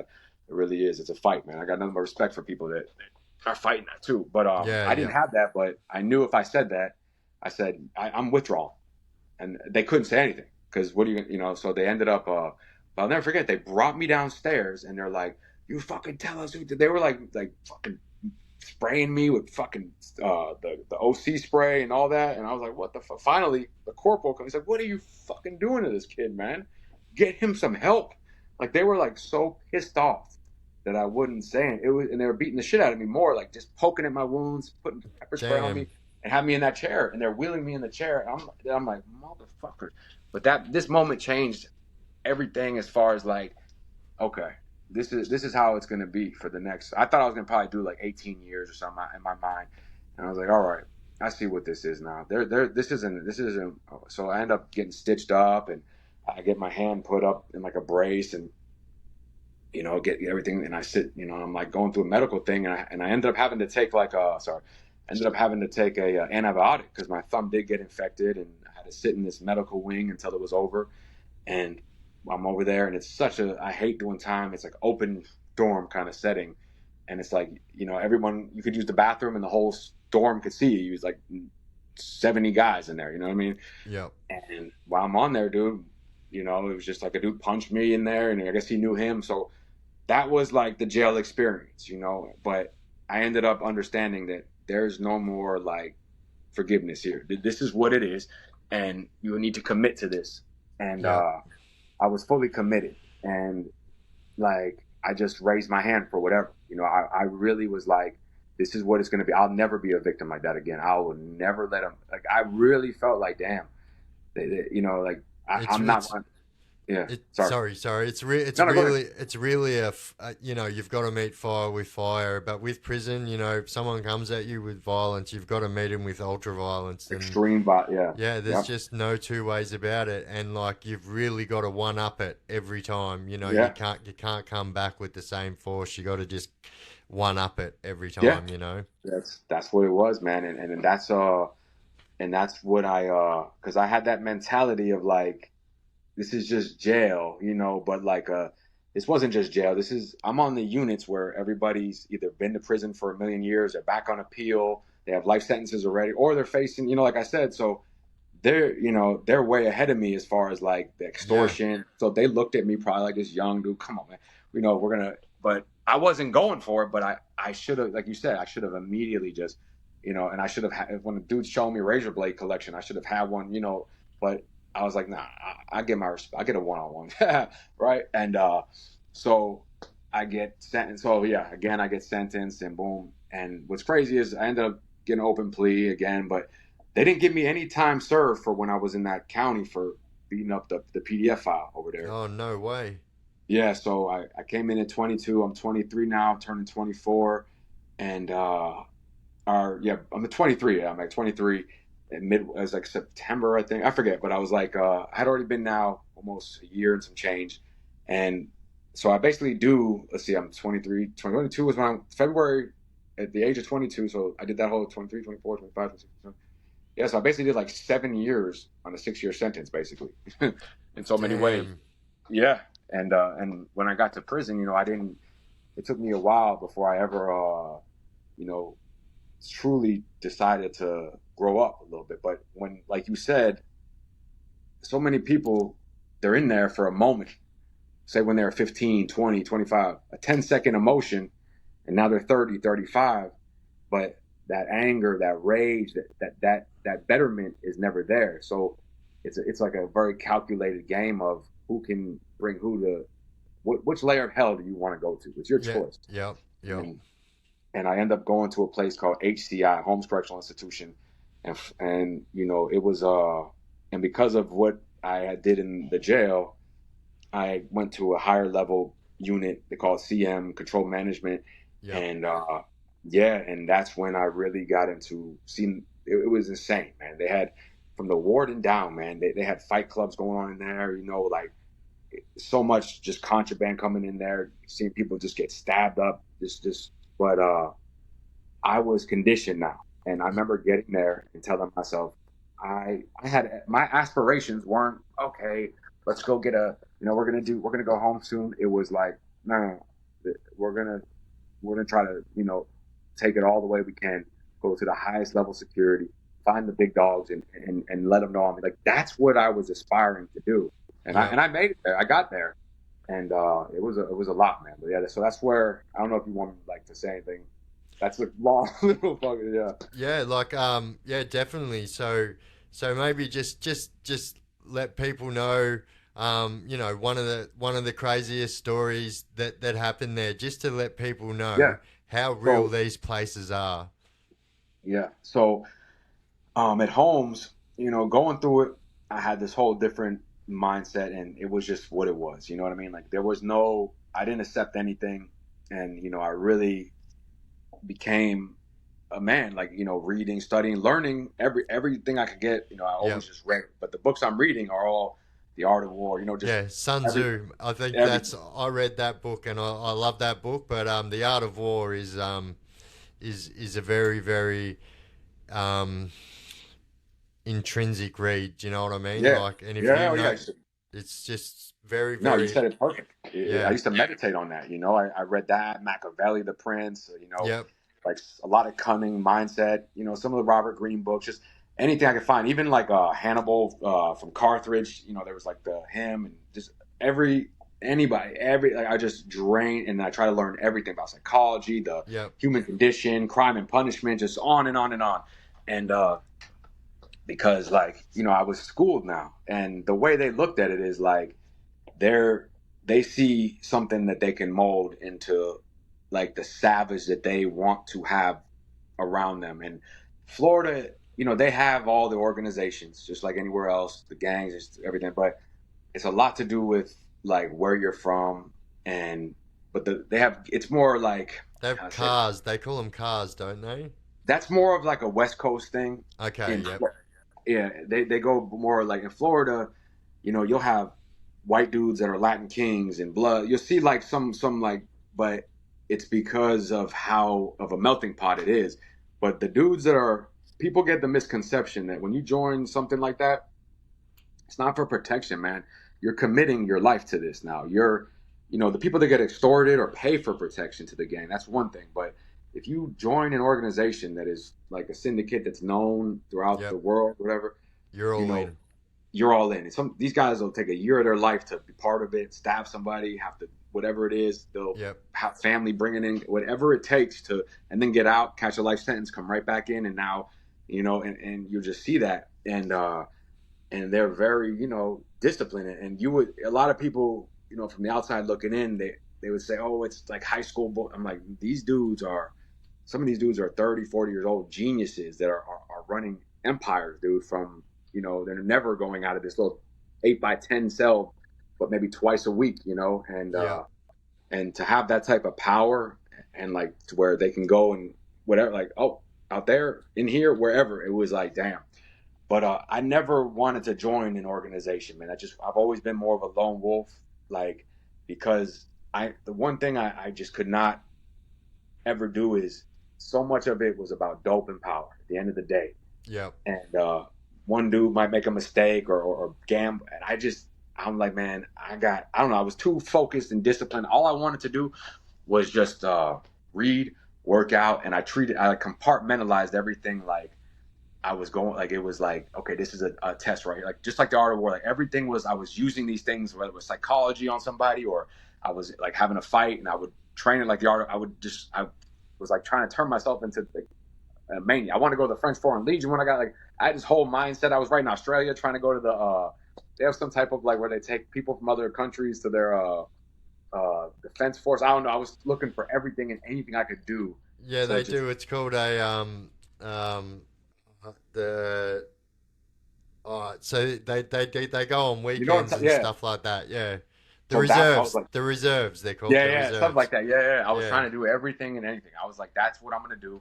I said I'm gonna get out. So, and then I was like, I'm gonna be a fighter first, but things would change. But so one of the first main things that happened is I um really I've always, from things I grew up around, not so much what happened to me, but what I've seen happen is anybody that hurts children, women like that, those bad PDF files, just bad charges.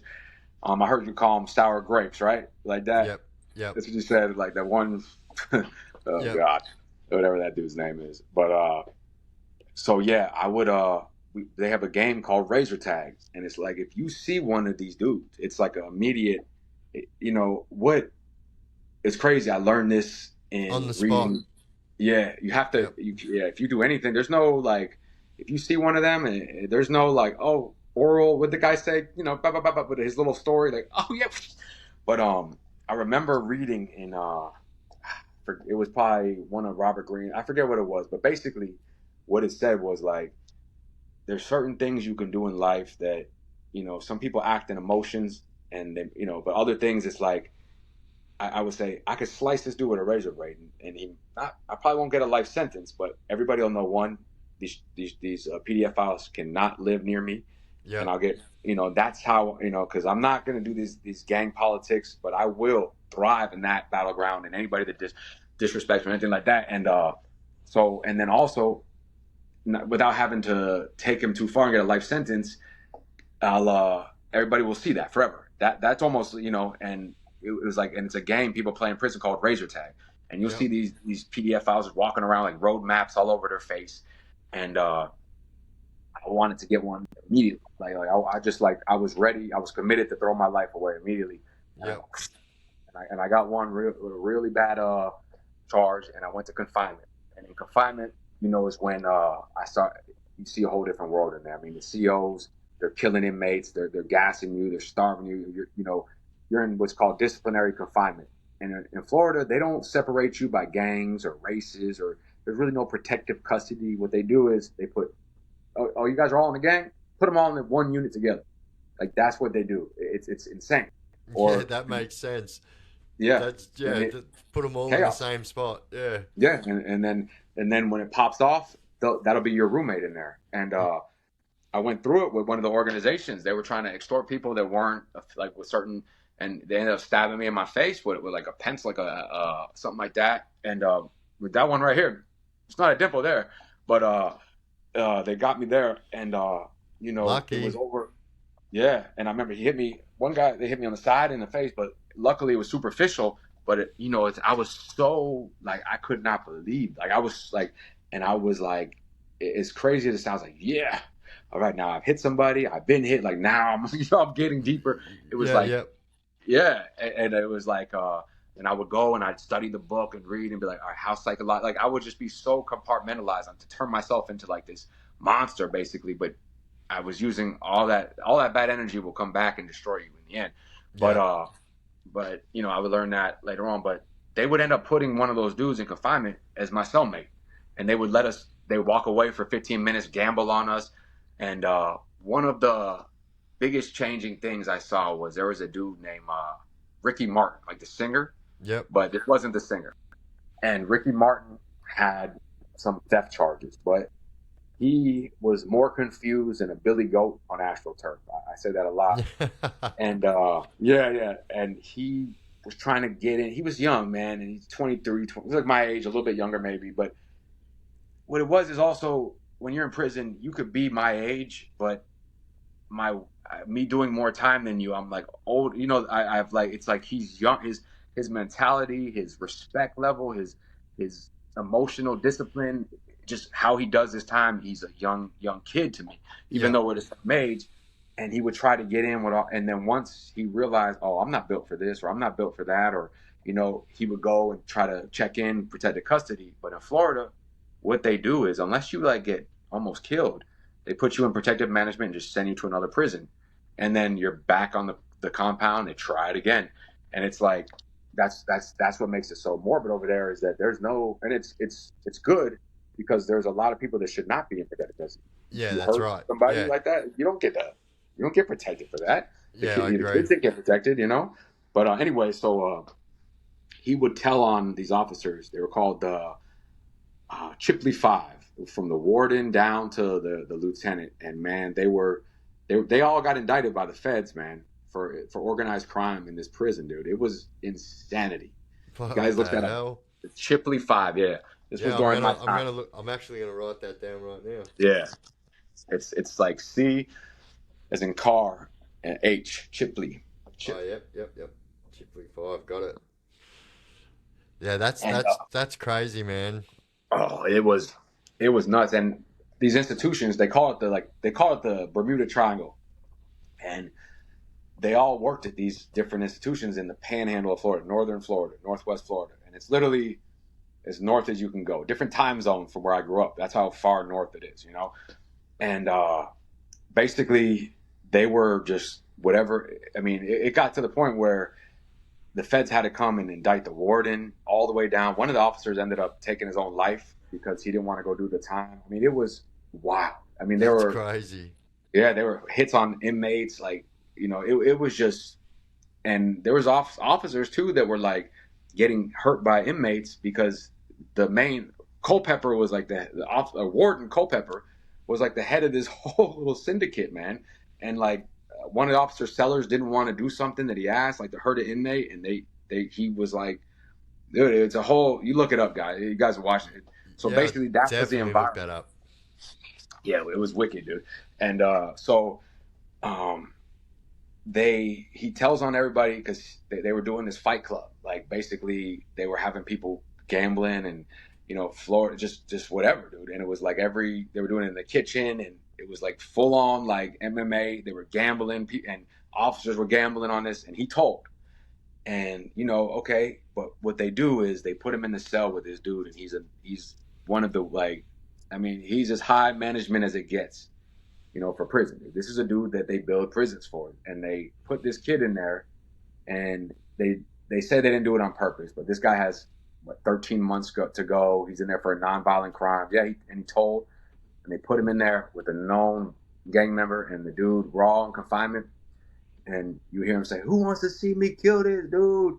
And it goes on for 20 minutes, just stomping his head, violating him in the worst way, and dude, yeah, and they Damn. he and then the officers come like 30 minutes later. Oh no, and they don't even tell the family for 3 days, and that was another wake up to where I'll never be a victim. Like you'll never. So I just got, and then having them putting a dude that stabbed me in the face in the cell with me, like there's, I didn't think I was gonna go home. That's where I was at. There's no going home. Yeah, I mean, how could you ever think you're going to go home when there's like organized corruption like that? You must Yeah, have, like it would have been friggin' dodgy as. yeah, 100%, man. And like, and I'm not this like tough like term. Like, trust me, I took a lot more losses than I did wins. But one thing, I never looked at anything as a loss. I would never like, I would learn as much as possible. But in prison, there's not too many times you're in a boxing ring or That's right. it's violence. That's It's people are violence like, and no rules. yeah, like they're like, what's the best martial art? I'm like, wrestling and violence. You know what I mean? Like, yeah, 100%. yeah, you know, Wrestling and a big bit of steel, mate. yeah, That's yeah. the Grab best that thing. knife, Yeah. and so like that's was, and Whoa. I'm good. And someone was calling me. Can you hear me? Yep, Hold on. gotcha. Let me just so this. All right. So I'm in this high level institution, and it's you can just feel the tension, and this is when all the corruption's going on, and it's real just twisted. It is, and I'm kind of like really getting a name for myself. And people will come, oh, I heard about what you did, like to me. And what that does though is prison, when you think you want to change and grow up, because you got to remember going in at 22, 23, when you turn 25, you start to grow up, man. And those books I'm reading, I'm not using it now for just to be a cold. Like I'm like, okay, so like I'm learning about life and the spiritual battle and just learning, but like I can't project any of that Yep. because what happens is, oh, he thinks he's too cool now. He's too good for us now. Like, oh, you weren't saying that, So it's like anything you say will be held against. Anything you do or you don't do, Yeah. Yep. it's just crabs in a bucket, dude. And so no matter how much, but that also helped me in the long run, like to learn that you don't have to tell it. Like, you can change yourself as a man, as a human, and be the best version of yourself. and you can go isolate, man. You know, the greatest people, man, they had to isolate. They had to go through hell, and That's they right. weren't. You don't have to tell the whole world, you know, and you just do it for yourself. But anyway, so I get out on the compound, and you know, I have like some real good dudes that are on that same level as me. We're not in any organization. We're just from the same area, and we're just ready for whatever, you know. And it's a very, very drastic. It's a wild place at the time, man. Holmes, ACI, just Santa Rosa, these places where the Chipley Five, Butler, just so much corruption and violence that went on day in and day out. And we I run into a dude named Spawn, and I tell this story a lot. This is one of my close friends I still talk to this day. And Spawn, I gave him that nickname. He was like little 5 foot, little wiry, 5'8", little wiry dude, you know, a little younger than me. And just he's like, hey man, what's up, man? I'm from where you guys are. Can I work out with you guys? You know, every day we had a strict workout. We were like, and it was like we go after all these PDF files, like, and we'd almost like it was just like we were just so disciplined in our life. And if someone like we would just wake some time to go work out, like you had to work out every day. You had to Yep. you had to sustain. Like we were like living so righteous in our minds, you know. And looking back, it was like, you know, to a lot of people fall off. They don't keep that same mindset, but that is what ultimately, you know, changed me and led me to have this mindset I have now. But so we make sure he's not any, you know, he has any bad issues or anything. And in this dorm too, man, it's so crazy. There's a dude named Inky, and he's getting slapped around in there, and he's like, hey man, I'm from close to where you're from. You know, it's a deeper story I talk about on my page, but just to kind of let you know the environment. And he's like, I'm like, dude, why are you letting these dudes slap you around and extort you for tattoos? He goes, don't you get it, man? Like, I'm not trying to fight, man. You know, he had a bad habit. He's like, they feed my habit, and I put nothing but poison ink in them, dude. He's like, and I was like, oh, dude, like that is a whole nother level of like, be weak when you're strong and strong when you're weak. It's like, Yeah. you know, they think, Damn. and he must have put, and officers, all of them, they bully him, they slap him around, and they would just keep him, you know, loaded on whatever his habit was. But he's in there like thinking in his mind, what a bunch of idiots. They're letting me put a needle in their arm, and he's just flooding them with. He put like hepatitis blood and piss, whatever shit, and Damn. there's probably a lot of dudes that found out later on, 40, 50, and I remember him asking me, like, you want some ink, big dog? I was like, I'm good, Yeah, I'm bro. good, brother. He's like, I would never give you the Black Widow. I was like, yeah, whatever, I'm good. I got nothing, dude. But that's the type of play. Even like the softest dude to somebody is the one that will do the worst damage to you in these type of places. Yep. The scariest That's person. wild. That is Yeah, wild. and so that's what like you see, like that opened up my like you can never you never judge somebody, dude. Like that's the dude that looks like he's just, you know, weak, he's doing everything for a habit, but really he's the type of dude to poke you and you got 20 years left on, you know, take away your whole life, dude. Yeah, And definitely. you wouldn't even know. And he'd do it with a smile on his face and a fear in his eyes. And It's but so always the yes, quiet ones in prison, isn't it? It's yeah, always the quiet ones. and you just then that's where people, you know, in this story I'm gonna get into is like that's where people that really haven't been in this environment, you see, when I see somebody bully some or like go after a smaller, I'm like, oh, they don't know. Like it's somebody that it's the one that you think isn't anything. He's the one that's gonna, you know, gut you.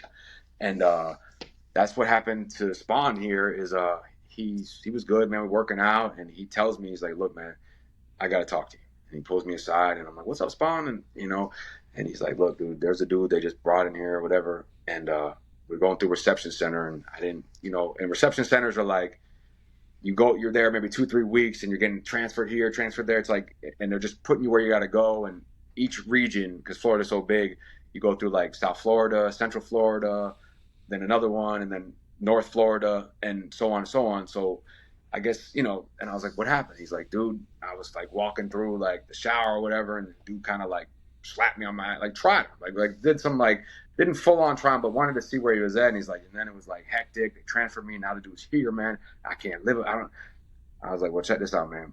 What do you want to do? So we like ended up like talking, and I was like, so you know now, like that you said this. This is how like it is what it is, man. You know, and that I was like, you said this, you brought this up. There is no turning back now.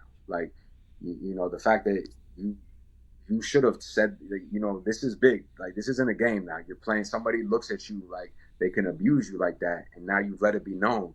So if you do not, and so we kind of all talked as friends, and like I said, we're not a gang. We understand the gang politics. We stay out their way. We don't.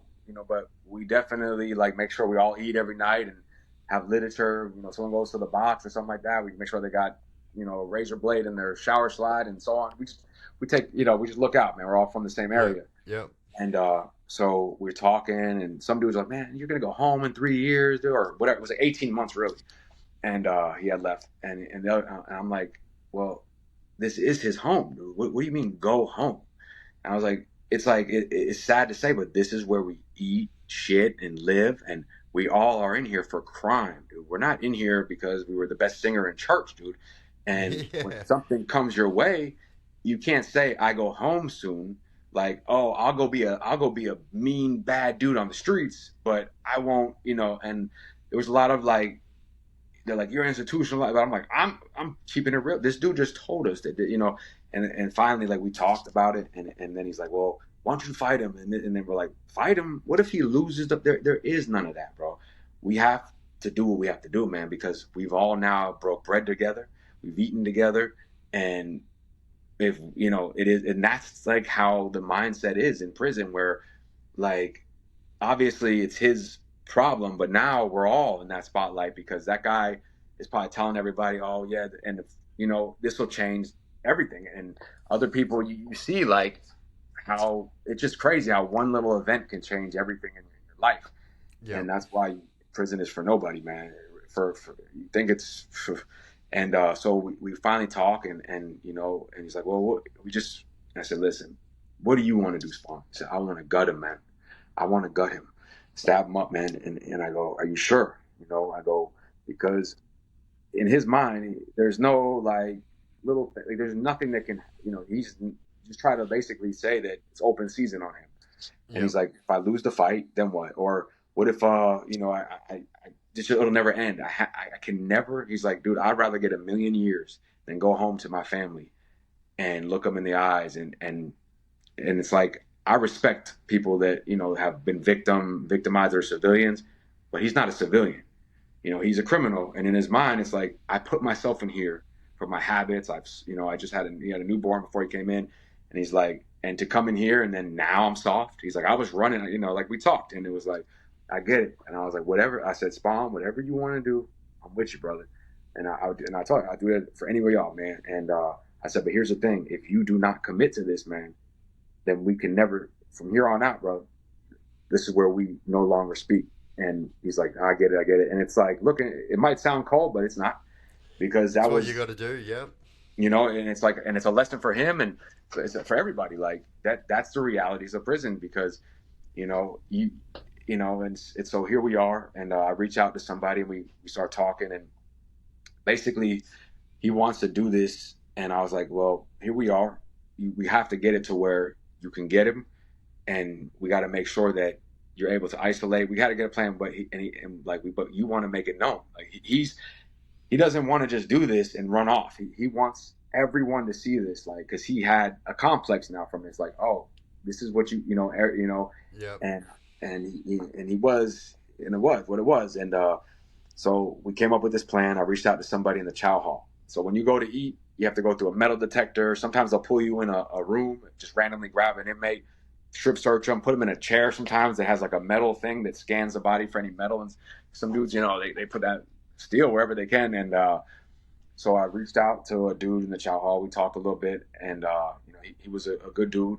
He was a Latin king, actually. And that's what I say about Florida. It's just everybody kind of knows everybody from school, Yeah. sports, Yep. whatever. And he's like, oh yeah, fuck that. He's like, yeah, dude, I love. So he ends up helping me out, get a piece of steel, and we get a magnet, and we put it under like where you would get your juice or water from. And the plan is now we're like, basically, dude, and this is where like, I was still reading so much, and it's like in the art of war, it's like if you can avoid seizing a castle, do it. Catch your enemy on the open land, like Napoleon, or one of them, like Yep. where guerrilla warfare. It's better that way to know the terrain, than just to. So we had that all covered, and I go in. So the plan is we'll go in there, basically you know, this is like I've sold the story a lot of times, but a lot of feedback is people understand because one, commit a crime, you're not just going to go do your time. You're going to be in a corrupt place. So corrections officers are going to put you in situations that are. It's like no coincidence that this guy did this to you with another prison, and then follows you to the same prison, is in the same unit. You know what I mean? Almost like where you come, like it's just very, Yeah. very. And even if that's like like, and you have no option to say, well, I go home in 18 months, and it's like, well, either you're gonna get outcasted from everybody now, and this dude is gonna like prey on you, and you're gonna have nobody. It's so that's why these situations can happen to anybody, dude. And it's not, just anyone can have it happen, dude. You could just make the wrong friend, and he could try you. Yep. And so anyway, so the plan is we're gonna go through and we're gonna sit down at the table like we always do, and everybody's allowed to get 1 cup refill from a table like one time, and you can only go one at a time. So it goes from like that, and then you gotta wait, and it'll go all the way around until the last person gets a refill, and then chow's over. And so I was like, look, this is what I'll do. I'll go.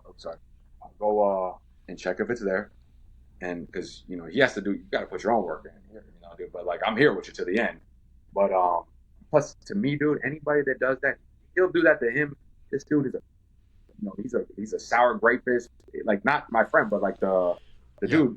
If you do that, dude, he would do that to a woman out there. I just know it, dude. Like to me, we call them booty bandits in Florida, dude. And but the reality is, if you'll do that to somebody, you'll do that to anybody. That's how I've always creatures. So I look at it, creatures, the demon, and and so, but he thought Spawn was like something sweet, dude, and he found out he just didn't have the mind to put a plan together, the resources. But when he did, man, and I later found out through his childhood he had some stuff, some trauma that this really brought into his, I could see it in him. Anyway, so I get up on my check, and if it's there, I'm tell him it's there, and then when it's his turn to refill, he's gonna get it, and he's gonna beeline to that table, and whatever, and he's gonna hit the dude with the steel. So we're there. I get up, I'm walking, I see it's there. I get my water. I come back. I'm like, good, bro. I said, as soon as you get it, sit down back at the table, drink, and then when you're ready, we'll do it. So it's his turn. He gets the drink. He walks up. He goes. I can see him. He puts it real quick, gets it, walks up, and he doesn't really like sit down. Like it was like one of those things where it's like everybody remembers it differently, and like, did he sit down? I think, but I just remember him beelining it right there, and he just goes to the dude, and just whack, just starts hitting him with the steel over, and the dude, and we're all getting up, but it's like it happened, and we're all like on crowd control, and it's turning into like this chaos, and everyone's like, oh shit, and there's blood everywhere, and he's just, and you could just like, that was the rage in this dude, man. Yeah, I could smell the blood right now as I tell you. And the iron, people wouldn't understand unless you. Oh that my iron, God. dude, yeah. And it's like, and like some people that are like, I don't know what it is, man. Like those sour grapists and all them, dude. They're just there's a different smell to them, dude. They got like evil in them, man. Yeah.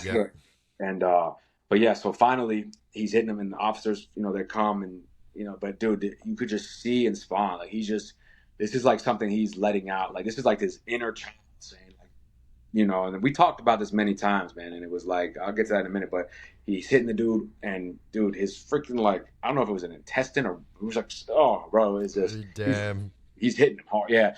And so the officers come, and like as they grabbed him, he was just like, like that, and it ends up slicing the officer's arm, but it didn't do much damage. But now the officer's thinking, oh shit, I just got hit by a bloody blade in my, so they slam us all, and they take us to confinement, and this dude's like this, and they airlift him out of there, this whole thing, and they take him to a hospital. That's what, that's what we say when like it's an emergency, life-saving thing. We say they airlift him, either a helicopter comes or paramedics, whatever it is, and take them to outside medical. And we're all in confinement, all of us, even the dudes that fought, like from his friends, and we're all in there, and dude, we're covered in blood, dude. And they had like a crime scene. I mean, it was like, oof, I like you said, I smell it to this day. Yeah, and, crazy. And people were like, oh, y'all done, man. I said, they're like, he's dead. They're saying he's dead, and Spawn, like, it was must have been like something that he held on to since he was a child, which it was. And he ends up telling me, like, through our conversations, that, man, it was like that little boy in me that used to get hurt by a family member, and I could never, no one believed me. DC, like the family protectors never believed me. I could finally let him out, man. I swear, dude. It was just like, and but that's what he told me later on, and I kind of I could understand that, man, 100%. Yep, I mean, me too. Yep. he's like that I, he's like you said, it was just like never, and so they come in, and the dude lives. That he did it to, but he had like a colostomy. He was fucked up. He almost died. He had like septic, like, but he ends up getting 27 years tacked onto his sentence, and it's Wow. not. And he kept it real. He said, like, what he sees, like, hey man, that was all on me. They had my back, but I'm.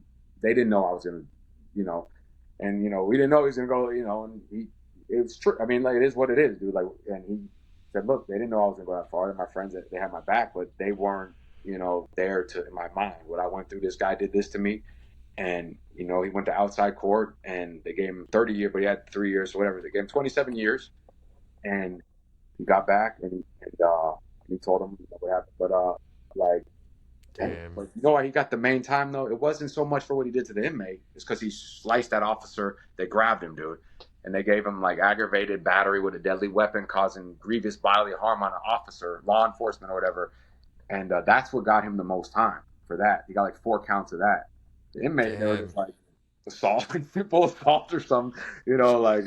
So he But probably, if he didn't slice that officer, he probably wouldn't have even got anywhere near that. You don't think? yeah, for sure. But it was one of those things that that's what happened. Prison. Like it's you want to commit crime and live that life. This is what is going to come with it, especially with people like.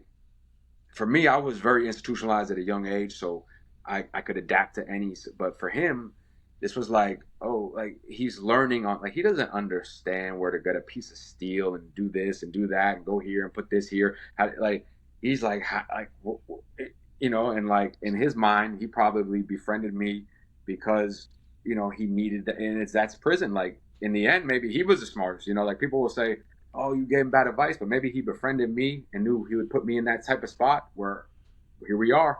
You know what I But mean? Like you never know. You got to look at that's it. right. But Yeah, people have got to understand that in these environments, like it was going to be him or the other guy. So, yeah, it's not like an outside situation where a handshake's going to get it all over and done with. It's like hmm people have got to yeah, understand that, yeah, like steel needs to be introduced and people hundred need to percent. get taken out. And if And it's not you, it's going to be them. So yeah, and that's the truth. And I told him like from the beginning. I said, dude, like you never like you do whatever you should have all. And I had to like explain. You should have had a knife immediately, steel on you, and just that should have never even went that far.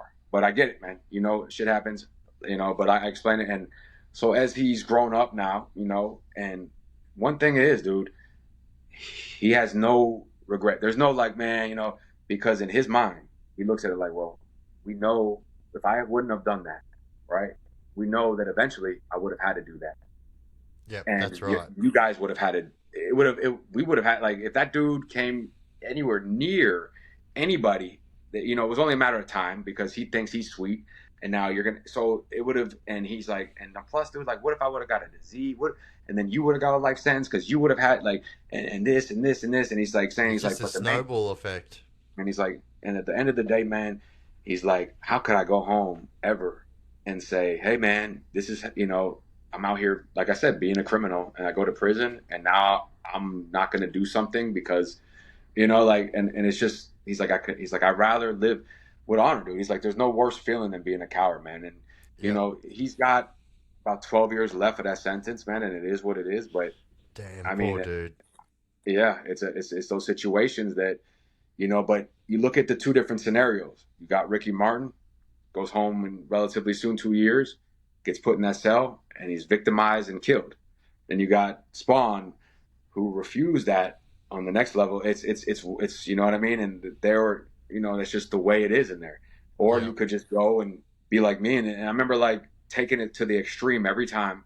Every time I take it to the like as far as I could, and it would Yep. never end until somebody got. We could never live here at the same unit, this compound, and it would be like getting to these max units, and I get to like the dog cages, like where you can only like you go out to the yard, it's in a cage in a dog cage, and there's like three people in each one, and it's like, and I remember talking to an older dude, and well, I was like, man, this dude's a legend, and he shakes my hand, not aggressively, and he's like, man, how you doing, man? Respect to you, bro. Blah, blah. And he's like, I just want to tell you, man, what are you doing, man? You're living like you don't ever go home. Are you an idiot, bro? I have what I would kill for, a release date, man. And like, he was a Marine, and he taught me a lot, and he was like really broke a lot of stuff down about things that I've already had in place, but I'm using all this energy, and I'm always. He's like, you're just gonna keep attracting death and decay and destruction. He's like, now it's gonna be here no matter what in prison, but if you're putting it out there every day, you just cannot wait. It's gonna come your way. You're just manifesting. He told me the power of the mind, man, and that's when I really finished doing some confinement time, and I started to manifest what I wanted to do for real, and that's things started to come together, and it took a couple of years, but and Was that the turning point for you there? Was that where you started to think like oh no, this isn't no, it for me? yeah. So it was about, I'd say, about 2 more years or so out there, but this is where I started to work on myself. But Yep. it's like I was saying, I go anywhere I would go, it's like I'm already like, oh, Viking, what's up, bro? How are you? So whatever my friend Flex, who's like one of my best friends, he passed away, but he's not in a gang or none of that either. But he's a dude that he's a hustler, you know what I mean? And he's like 6'5", 250 pounds. I don't know if you ever seen Dust Till Dawn. He's got like the Yeah. reverse tribal, like George Clooney Yep. on him, like just yes, it's Flex. He's like just a savage, dude, and like one of my best friends, and he just he could be in something, and it's like here we, but subconsciously I was always working on myself, and what I noticed that and you can never let anybody know, like I'm reading these same books, but I'm like, okay, when I'm reading The Art of War now, I'm conducting of how I'm going to use these lessons to one get the fuck out of here, but still be able to never ever ever be, so like I'm doing it, I'm learning the mind, and I want to do what everyone has a trade. You got to have something when you get. For me, it was Yeah. working out, and that's a trade, man, and like as long as you utilize it correctly. But I wanted to get back into like competing in Muay Thai and MMA. I grew up wrestling, and Yep. so every day I would just visualize and just absorb knowledge, and shit would happen here, and I get transferred here, and it was like I was bettering myself every day, but that part of me had to stay in my heart. It was like a very and that's something that everybody should know, man. Like if you're whatever you're doing to better yourself, whatever you believe in, God, why, whatever you believe in, like if you're doing it, especially in this day and age where everything's broadcasted to the world, do it for yourself, man. And like this is where I really learned to do something for myself.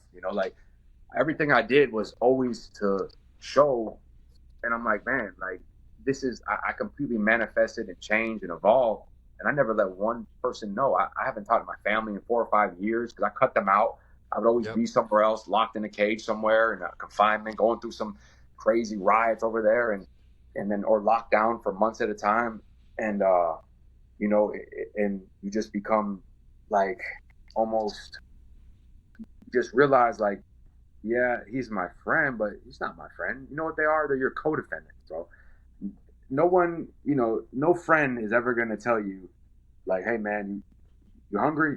I got some dope, man. If you want, or you want to start, they're gonna Correct. better you. These are your co-defendants, man. No Yeah. one's gonna, and like, A I real had friend will lift you up. always, bro, always, and they're far and few in there, but you will meet plenty of people that are good people, but they're just, and they might be caught up in an organization. They might be, and there's no, you have to respect them. Like one of my cellies, who really, towards the end, catfish, man.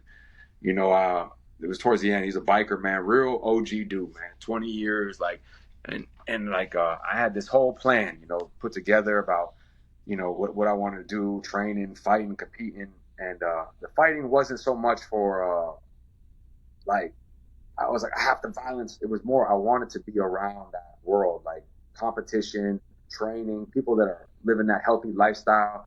Because Yeah. I became somebody, yeah, that I was like, I want to live in the world with this person that I can't live with out here. Like I can't show people this, I can't be doing karate. I mean, Muay Thai and stuff like that. They're gonna be like, well, like you're gonna get stabbed. You're over here shadow boxing and stuff like, Yeah. like you can't be so like, oh, you're gonna be a fighter? Come on, show me. And so I was like, man, I want to experience the world as this person I am, man. And I got out, and I wanted to also have glory back on my name and not be known as the felon to trainer. I wanted to show people, man, you can really like, you can get out and do whatever you want, man. You just gotta right here. And I told Catfish, man, like I was about to get out, and I remember him telling me, like I was like, listen, brother, like I'm about to get out, and I shake his hand, and he has a release date, and I go, man, what's your MySpace? And I remember him pulling me in there, and he's like, this dude's he's got a long sentence. He's like, hey, listen, bro, don't you tell anybody. He looked like a concerned father looking at me, and he's like, don't tell anybody about MySpace, man. But I made it home, man, and it was like the most surreal feeling to walk out of there like, that's it, it's over. It was like leaving this whole everything that was such a like you ready to kill over. Yeah. Over. It's done. Good day. Like see ya. Yeah. And And it just happens like that too, doesn't it? It's like this was such a big thing, and then now it's yeah, like it's gone. You know? yeah. And yes, it was like surreal. And I remember, my one of my best friends, he's back in there now. He got a murder charge, but my friend Cornbread, he's he picked me up actually. I was so far in a whole nother area of my like and he picked me up from there and it was like he had been out now already, but he's back in now. But he had been out maybe 4 months ahead of me, and it was like you could just see like he's already like and it was just like shit move fast out here, dude. And like I'm just like he's like, man, none of that shit matters, dude. Like none of that matters. And he's like think about it, man. Like, and I'm just like it was true. And so I stayed up there. I had to work. I had to just start from. I've always been a lone wolf, man. I don't want to go and be a burden. I just worked with some Golden Corral restaurant over there and made it Yep. back down here and immediately got into Muay Thai, competing, fighting, and I was making like $11, $12 an hour at this, which is low, but I thought it was a lot of money at the time. But I was working my ass off at this gym, and I just stuck to the plan that I had made for myself. And I had 11 amateur fights at that time, and I was getting equity in the company and just working, working, working. Had my son, and don't get me wrong, there's a lot of downfalls and ups and downs, and it was Yep. a lot of stuff. But it was like I thought coming out, man, that I was so far behind. But what I realized is I was like lapping a lot of people I grew up with. They never changed. They never evolved. They never had to experience it. They just Yep. Just stuck. yeah, they're like going through they're having like they can't handle like simple things. And I'm like I'm over here walking to work, taking buses, like whatever it takes, man. Sleeping in my car when I got one because I didn't want to waste gas. And Yep. and then also like people will say like, "Oh man, I'm not working though." Like they would like almost look down on me, like you're letting them. You're over here making like shit, like and like I said, this is the difference between a friend and a co-defendant. They see me fighting, Correct. and I love the martial arts, man. I love the competition. I never looked at those guys as my enemies. Those are my opponents, man. They bring out the best in me. And they say, man, I could never get in there, bro. I kill one of them, dude. All I just see red, like I'm like, what? Like, because everything is like it's bad. Everything good is bad. You know what I mean? Like, so you see red. These dudes will Y- kick you in the leg one time, bro, and put you in a freaking guillotine. But and then it's like also like, oh, your work, like $10 an hour, man. Come on, dude. Here, and it's like, no, man, don't you get? That's a co-defendant, dude. Yeah, And then the that's people right. that are like, dude, stay down, keep grinding, dude. Like my coach, all them, like, bro, the energy, dude, it'll all come back to you, bro. And it does, man. It And definitely does. You do you know, good, and good things come. But like I'm not so much like Dharma and karma, but I believe that if you do bad, bad shit happens to you. You do good, good comes back to you. You know. yeah.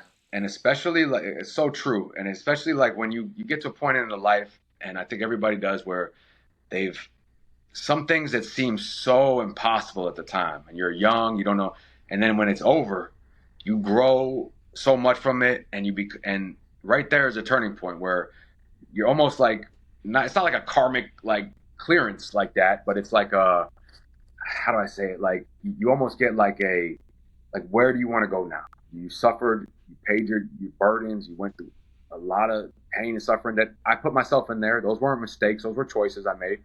But I feel like when you go that other route, that's why you see so many times like a guy will get out after 8 years and go in, come back in for, excuse me, life, because it's like there is no other.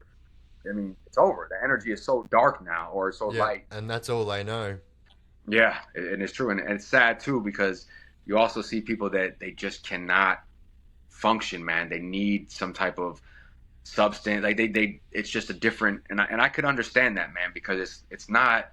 There's no honor in there, you know. It's not like coming Yeah, back from, representing your country or whatever. But you become accustomed to a world where there is no in between. You can't no, pretend. There's no, and but getting into training and stuff, what really, the fighting was awesome, man. You meet a lot of good people, broken people that have built themselves up through martial arts, and yep, competing and seeing South Carolina, all these different states, and really, really making a lot of good friends and through it all. And then training people, it was like I'm training doctors and lawyers, and and they're not looking at me like, oh yeah, like they're looking at me.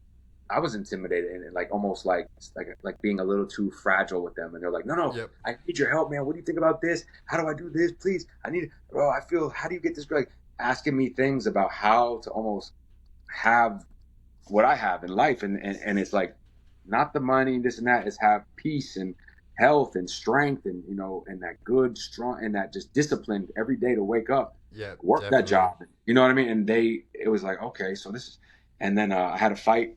It was like my eighth fight, I believe, in South Carolina, and we had like fight of the night, and it went viral. And I did an interview with this dude, and it was a pro fighter from back in the day, kickboxer, and it went viral, man. And I had no idea what that was or anything. And my buddy's like, dude, you got to get on this, dude. And that's when I understood it, and I started to put everything together with the training and and the fighting, the training, and I kind of slowed. I had my son, so I slowed down after my 11th fight. Yep, And but one thing is like I realized when I started talking about my life, it's a horror. It was a horror movie to some people, and I'm thinking like this is like what I'm saying is normal. I had to like understand. They're like people were so fascinated and it all and also like scared straight almost in a way. yep, Uh, and that's when I started to really like give back to people, man, because I started to get youngsters just even in my own community, train them and like bring them in the gym, let them train for free. Sometimes some of yep. them are doing really good, and they Good stayed the work, course, brother. and through it all, man, it's been a lot of ups, downs, whatever it is. But from my son, there can never be anything else. There is no other. That's it. There's no crime ever. Like the Yep, only crime is protecting him. If they yeah, call that that's a crime, awesome, brother. That's awesome. Yeah. So I guess it's a pretty wild story from the start to where we've got to now. So I guess what I do now is like what's if you've got a message, obviously you do, what you're doing now is a message itself, but like Yeah. if you could send a message out there to our youngsters, our youth out there, and that this life that both of us chose is Yeah. definitely not the way. Basically, it's as simple as this, man. 5 seconds cost you 50 years, man. And if you don't think that you could be the guy that drives drunk, goes to prison for a year, and ends up having to get 20 years because a guy does something to you, and you think it can't, simple. There's no, it's emotion like that. All this too shall pass, man.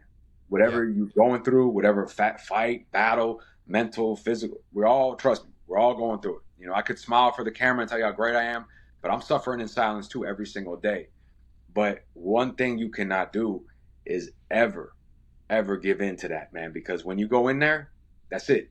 You see what I went through and the time I had to go, and yeah, I did a lot of honorable things in there, but at what cost, man? It costs so much pain and chaos, and seeing murders and death, and at a young age, man, and then trying to say, that's what it is, man, and knowing that if you don't hit, and all off of what 2 minutes of emotion, 8 hours of having fun, Yep. whatever it is, Yep. and and then nothing is, besides protecting your family, that's one thing, but there's nothing on earth, man, that you can't step back from it and realize, like, it's not just, oh, I could go.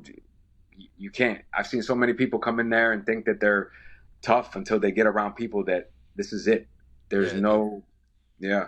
the real toughness, and that's what I tell people all the time too. But your message is awesome, Viking, and I think that yeah, your message and what you're doing now as well, like you said, you're helping with the youth and you're training the youth. But also, mate, if you want to give your socials a plug on Yeah, here and tell us how we can get in there and watch you on the socials. definitely. You go on TikTok, it's Viking Mindset 11.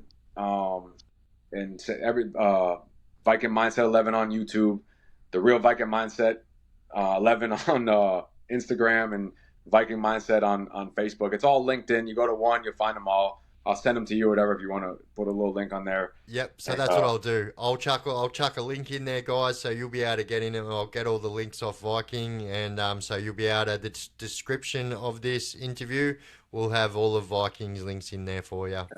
and I have nothing but love for Australia, man. I've always felt like that's somewhere I've always wanted to go, and I talk about it all the time whenever I'm live, man. And it's an honor, man, to be talking here, man, and be able to do this, man, because this is what happens. Like, who would have thought, like, in prison, my world was an 8x10, and now I'm over here trying to tell you guys about life and whatnot, and talking to some, a righteous dude from Australia, man. And if I can do this, just imagine what you Thank could you, do brother. without having to go through that, Absolutely, Yeah. absolutely. All right, well, we'll wrap it up there. So, yeah, thank you so much, Viking, mate. It's been an Thank you, bro. absolute pleasure for me to have you on as well. Like I said at the start, I've been following you there for a long time, and I Thank love you. your message. And so, yeah, thank you, guys. Like I said, we can you can jump in there in the description of this interview. You'll be able to find all of Viking's socials. And yeah, we'll wrap it up there. And yeah, thank you once again, Thank Viking.